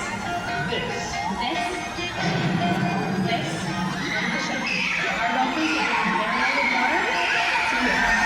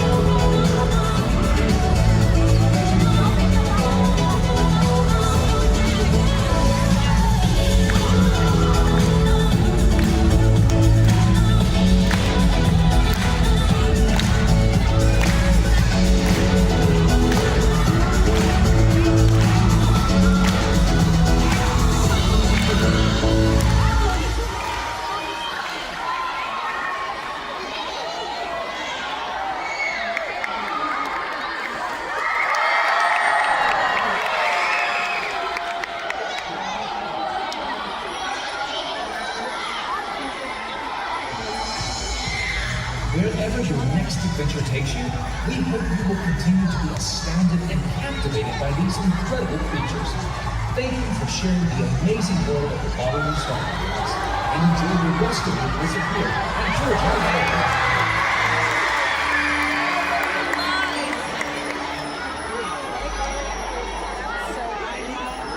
Thank you for discovering the world of the bottlenose dolphin today. As you exit the gate, please collect your personal belongings and watch your step as the flying stairs where you meet. To help you safely on animals, please do not reach over the pool barrier. Thank you and have a wonderful day here at Georgia Aquarium.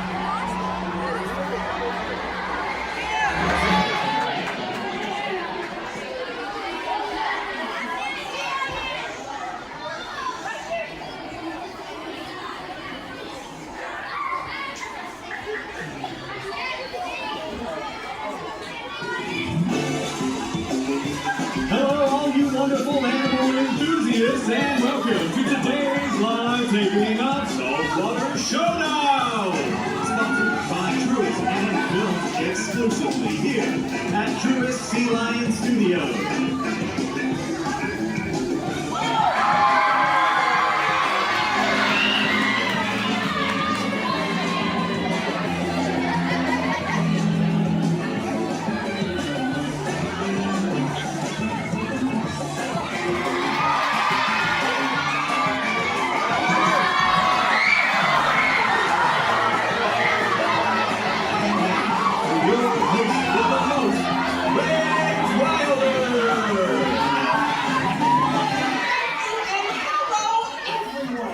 Today, we have a very special show, as our celebrity sea lions are competing to support causes that are near and dear to our ocean system.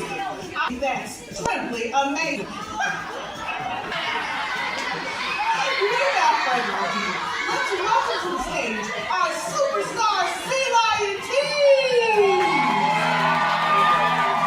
Hey there, everybody, and welcome! My name is Hannah, and I'm so excited to introduce you to today's first contestant, is Sammy! Good afternoon, ladies and gentlemen. My name is Brittany, and I'm playing for Team Peaches. Hello, everybody. My name is Michelle, and we are Team Scarlet! Last but not least, my name is Ashley and this is Katie.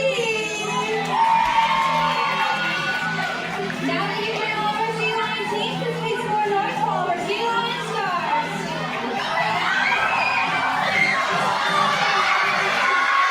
What an impressive cast of characters. Let's take a moment to learn a little about each sea lion star and why they're playing today. Making her way to the front,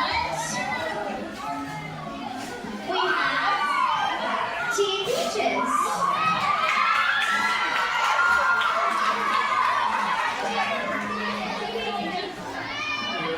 She's what we call one of our coast-to-coast sea lions because she is a California sea lion who was born in the sunny state of Florida, who now calls herself the princess of the Peach State, who is ready to do whatever it takes to win this entire competition. Today, Team Peaches is playing for coral restoration, because not only are coral reefs home to a variety of different species, but they also offer shoreline protection to millions of people worldwide. Up next, all the way on your right, we have 17-year-old Katie. Now, Katie here is our matriarch, which translates to she is the boss. She keeps her eye on everyone and everything, and yes, that does include all of us trainers.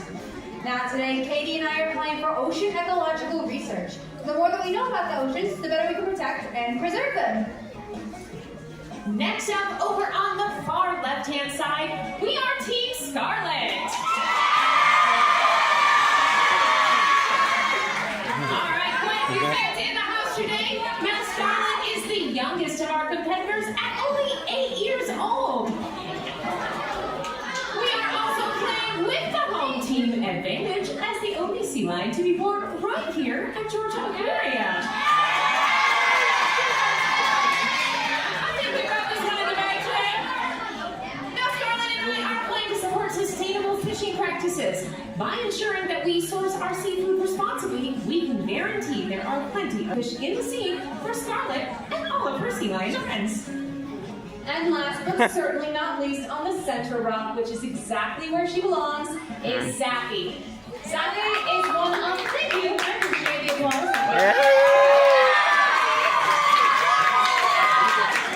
Sappy fans in the house too. Now, as you just heard, Sappy is one of the loudest sea lions here at Sea Lion Studios. So our plan for today's competition is to shout out the right answer as quickly as possible and get all of the points. We are playing to support marine mammal rescue and rehabilitation today. This is a cause that's really close to Sappy's heart because her dad was a rescued sea lion. And I know I don't just speak for Team Sappy when I say we're so excited to be here competing on Saltwater Showdown as our girls serve as ambassadors for their species right here at Georgia Aquarium.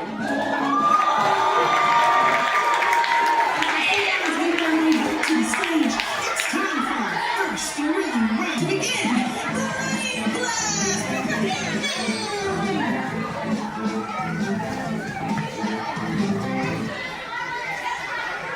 Question 1. How many hours does a sea lion sleep each day? I think Sappy knows the answer. Will you whisper it to me so none of the other teams hear? Okay, Sappy says she loves to take naps and she sleeps about 23.5 hours a day. I mean, Peaches agrees that she really loves to take naps, but she says she sleeps for about 8 to 12 hours a day.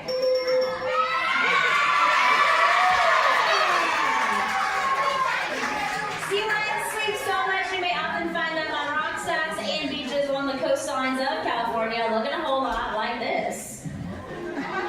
Laying around and doing nothing.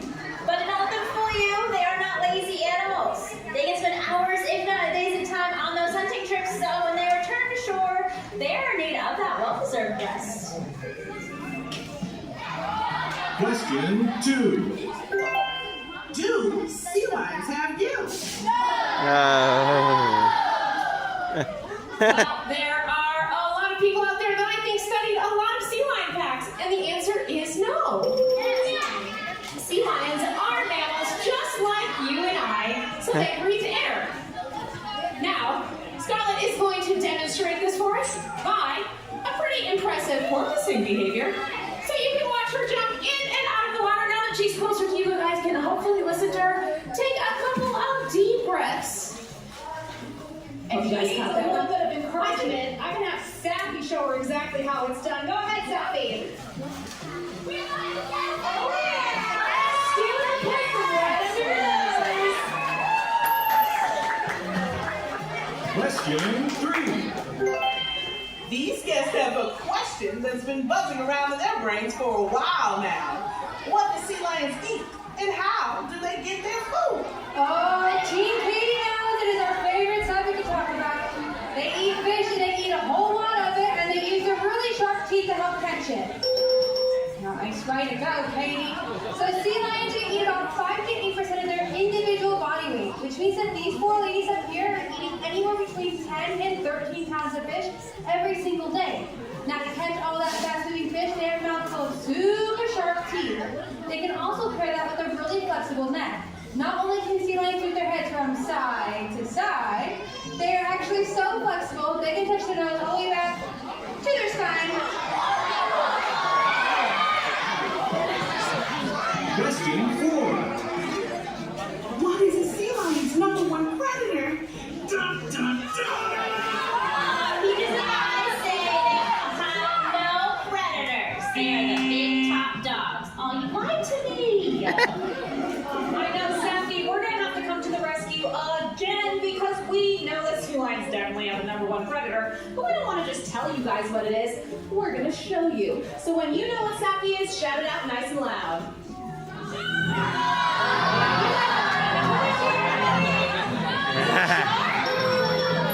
Nice job, Sappy.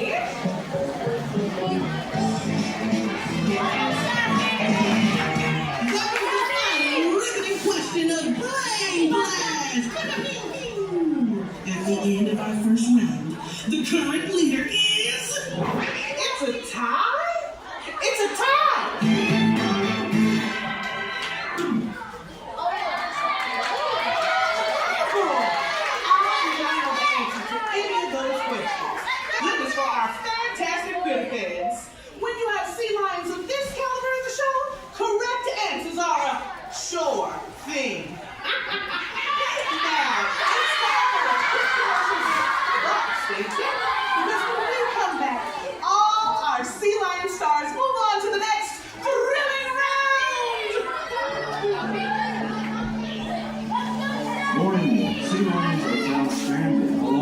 California's coast, malnourished and dehydrated. Rising temperatures and an increase in the frequency of extreme weather events are changing the world sea lions live in faster than they can adapt. While climate change continues to disrupt the delicate balance of our world's oceans, there are ways you can make a positive impact. Try taking reusable bags to the grocery store and drinking from a refillable water bottle. Every small action can make a difference. When we work together, we can help preserve the natural world for future generations of our aquatic friends. And we're back! Now that's the kind of messaging I can get behind. Okay, after an informative first round, let's kick it up a notch for round 2, huh? I hope you're ready to see our sea lions show off their strength, agility, and grace. In shoreline shuffle!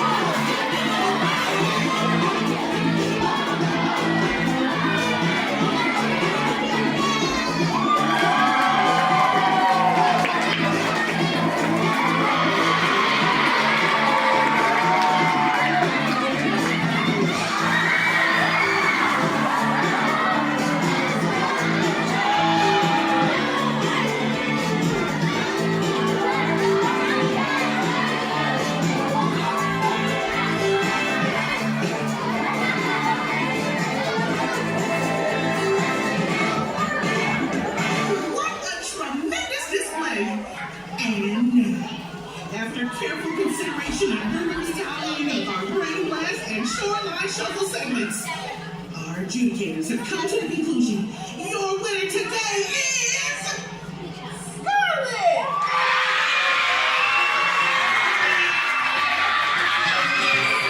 Congratulations! And remember, we are all winners when we support the ocean and our shared ecosystem. Now, let's see what musical selection you all voted on for our big finale.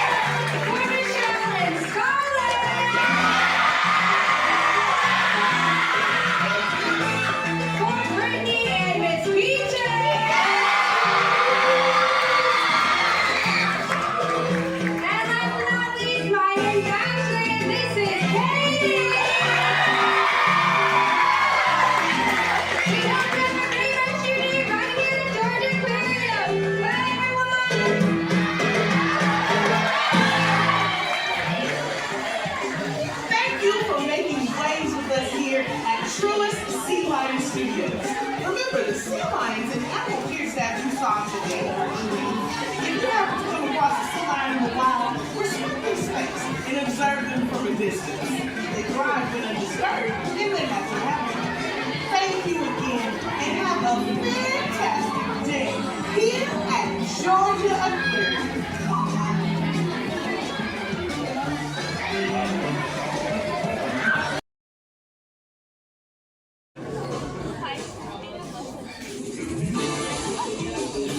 Hello, all you wonderful animal enthusiasts, and welcome to today's live taping of Saltwater Showdown! Sponsored by Truist and filmed exclusively here at Truist Sea Lion Studio.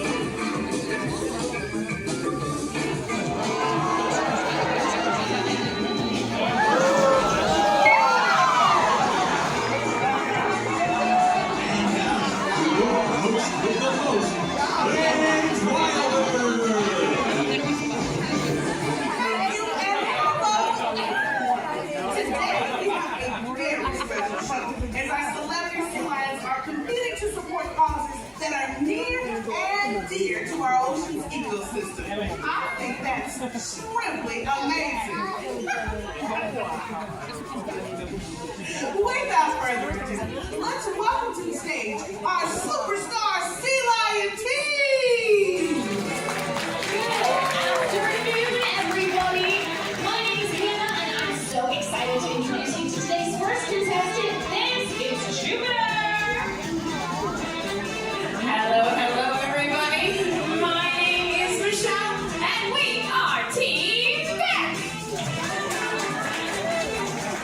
Hello, everyone.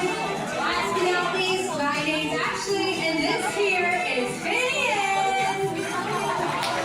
Now that you got all our sea lion teams, let's keep that round of applause going for all our sea lion stars.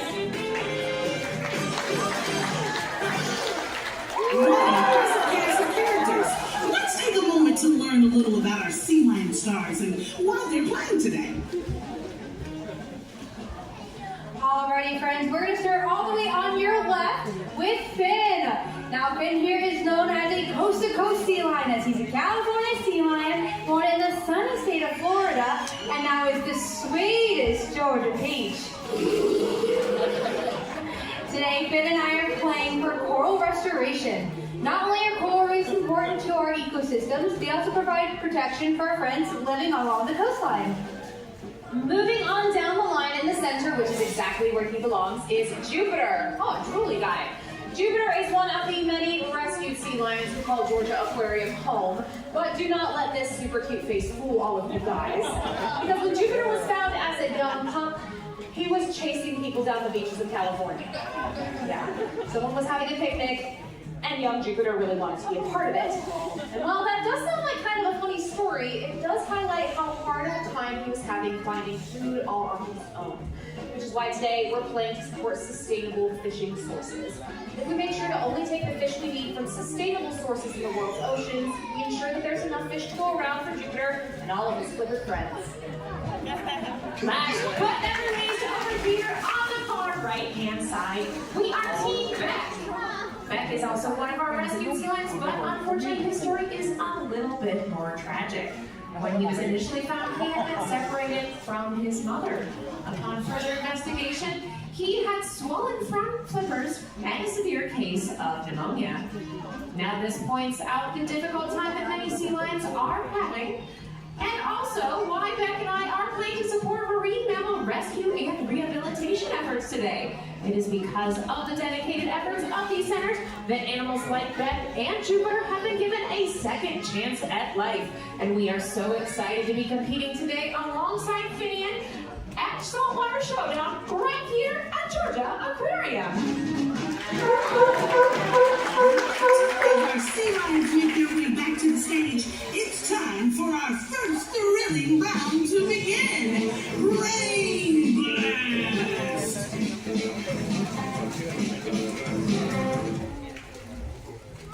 Question 1. How many pounds of food do sea lions eat in a day? Oh boy, do Finn and I know this one. Sea lions are going to eat about 5 to 8% of their individual body weight. Way to go, bud. So sea lions are going to eat about 5 to 8% of their individual body weight, which means that these three boys up here are eating anywhere between 15 and 18 pounds of fish every single day. Now, to catch all that fast-moving fish, they're all equipped with a mouthful of super sharp teeth. They also have a really flexible neck. Not only can they move their heads from side to side, they are actually so flexible, they can touch the nose all the way back to their spine. Question 2. These guests are wondering, is there anything sea lions have to worry about? Alright, what do you think? Okay, alright. Well, unfortunately, guys, sea lions do have something to worry about. Unfortunately, the answer is a little bit scary. So instead of telling you, we are going to act it out in a game of charades. So when you know what that is, go ahead and shout it out. What do you think it is? That's right, a shark! Question 3. What does the word pinniped mean? Oh, Jupiter, I remember this word from our Latin classes back in college. Pinniped means fin or feather-footed. It's a family of animals that includes seals, sea lions, and walruses. And people get seals and sea lions confused for each other all the time, don't they? I know. So frustrating, but don't worry, we're going to give you some surefire ways to tell the difference if you're ever confused. If you look on the side of a sea lion's head, you'll notice little external ear flaps called pinnae. If you're looking at a seal, you would not see any external ears. You just see a pin-sized hole about an inch behind their eye. So that's one really good way to tell them apart. But I think the best way to tell them apart is how they move around on land. Sea lions can rotate their hips under their body and walk on all fours, which is really great for moving forwards, but it's even better for taking things in reverse. So if you see a pinniped doing a moonwalk, you're looking at a sea lion. Question 4. What do sea lions sound like? Okay, we're going to take this one as well. We know exactly what sea lions sound like. We're going to give you a live demonstration. Might have got a little stage fright there. Interesting. Yeah, they're a little bit louder than that. Sea lions actually make a variety of barks and roars. Now, these are really important for communication. Females will use them for communicating with their pups, whereas males will use them for defending their territories. And just like you and I, no two sea lions sound exactly the same. So we're going to start off demonstrating all the way at the end with Jupiter. All right, one more time. I know you're so brave. Ready? That's what I was looking for. Very nice.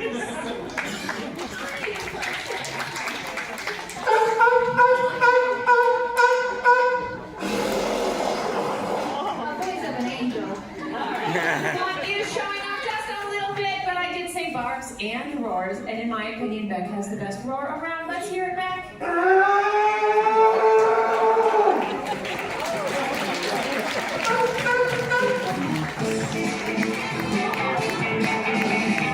That was the final riveting question of brain, blast, blast. At the end of the first round, the current leader is Dag!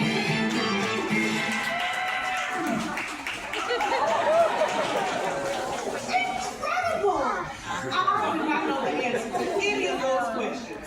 Thank goodness for our fantastic pinnipeds. When you have sea lions of this caliber in the show, correct answers are a sure thing. Now, it's time for a quick commercial break, but stay tuned, because when we come back, all our sea lion stars move on to the next thrilling round. More and more sea lions are found stranded along California's coast, malnourished and dehydrated. Rising temperatures and an increase in the frequency of extreme weather events are changing the world sea lions live in faster than they can adapt.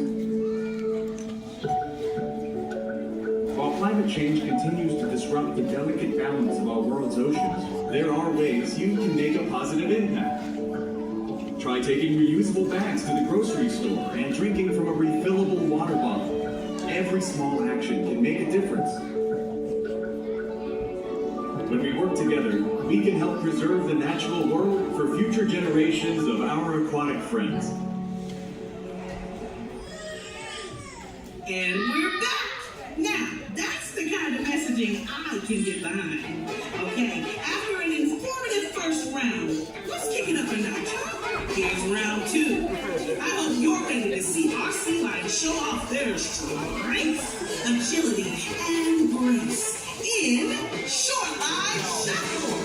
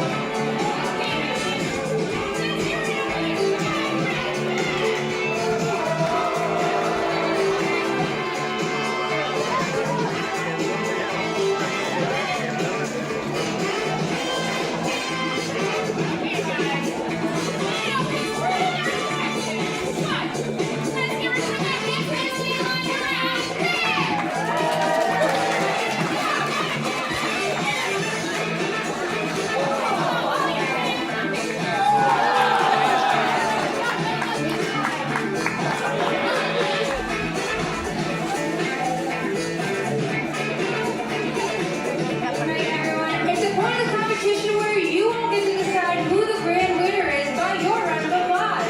Let's make some noise for Team Penny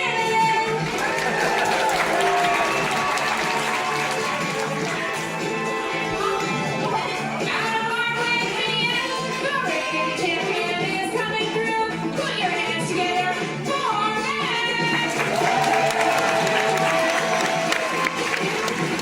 Okay.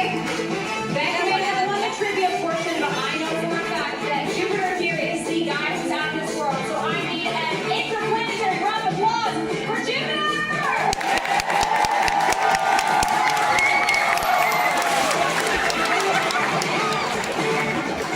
What a tremendous display! And now, after careful consideration and rigorous tallying of our brain blast and shoreline shuffle segments, our adjudicators have come to a conclusion. Your winner today is Jupiter!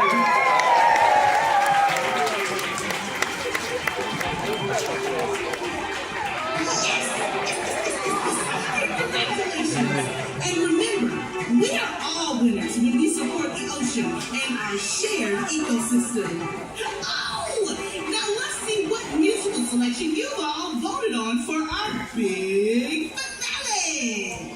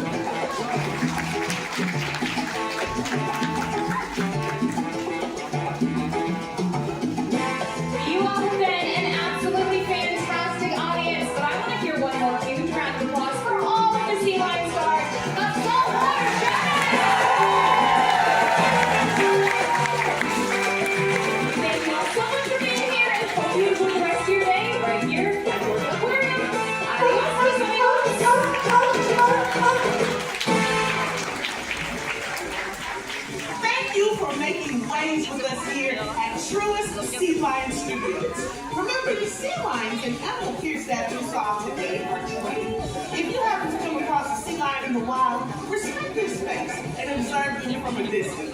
They thrive when they're disturbed in their natural habitat.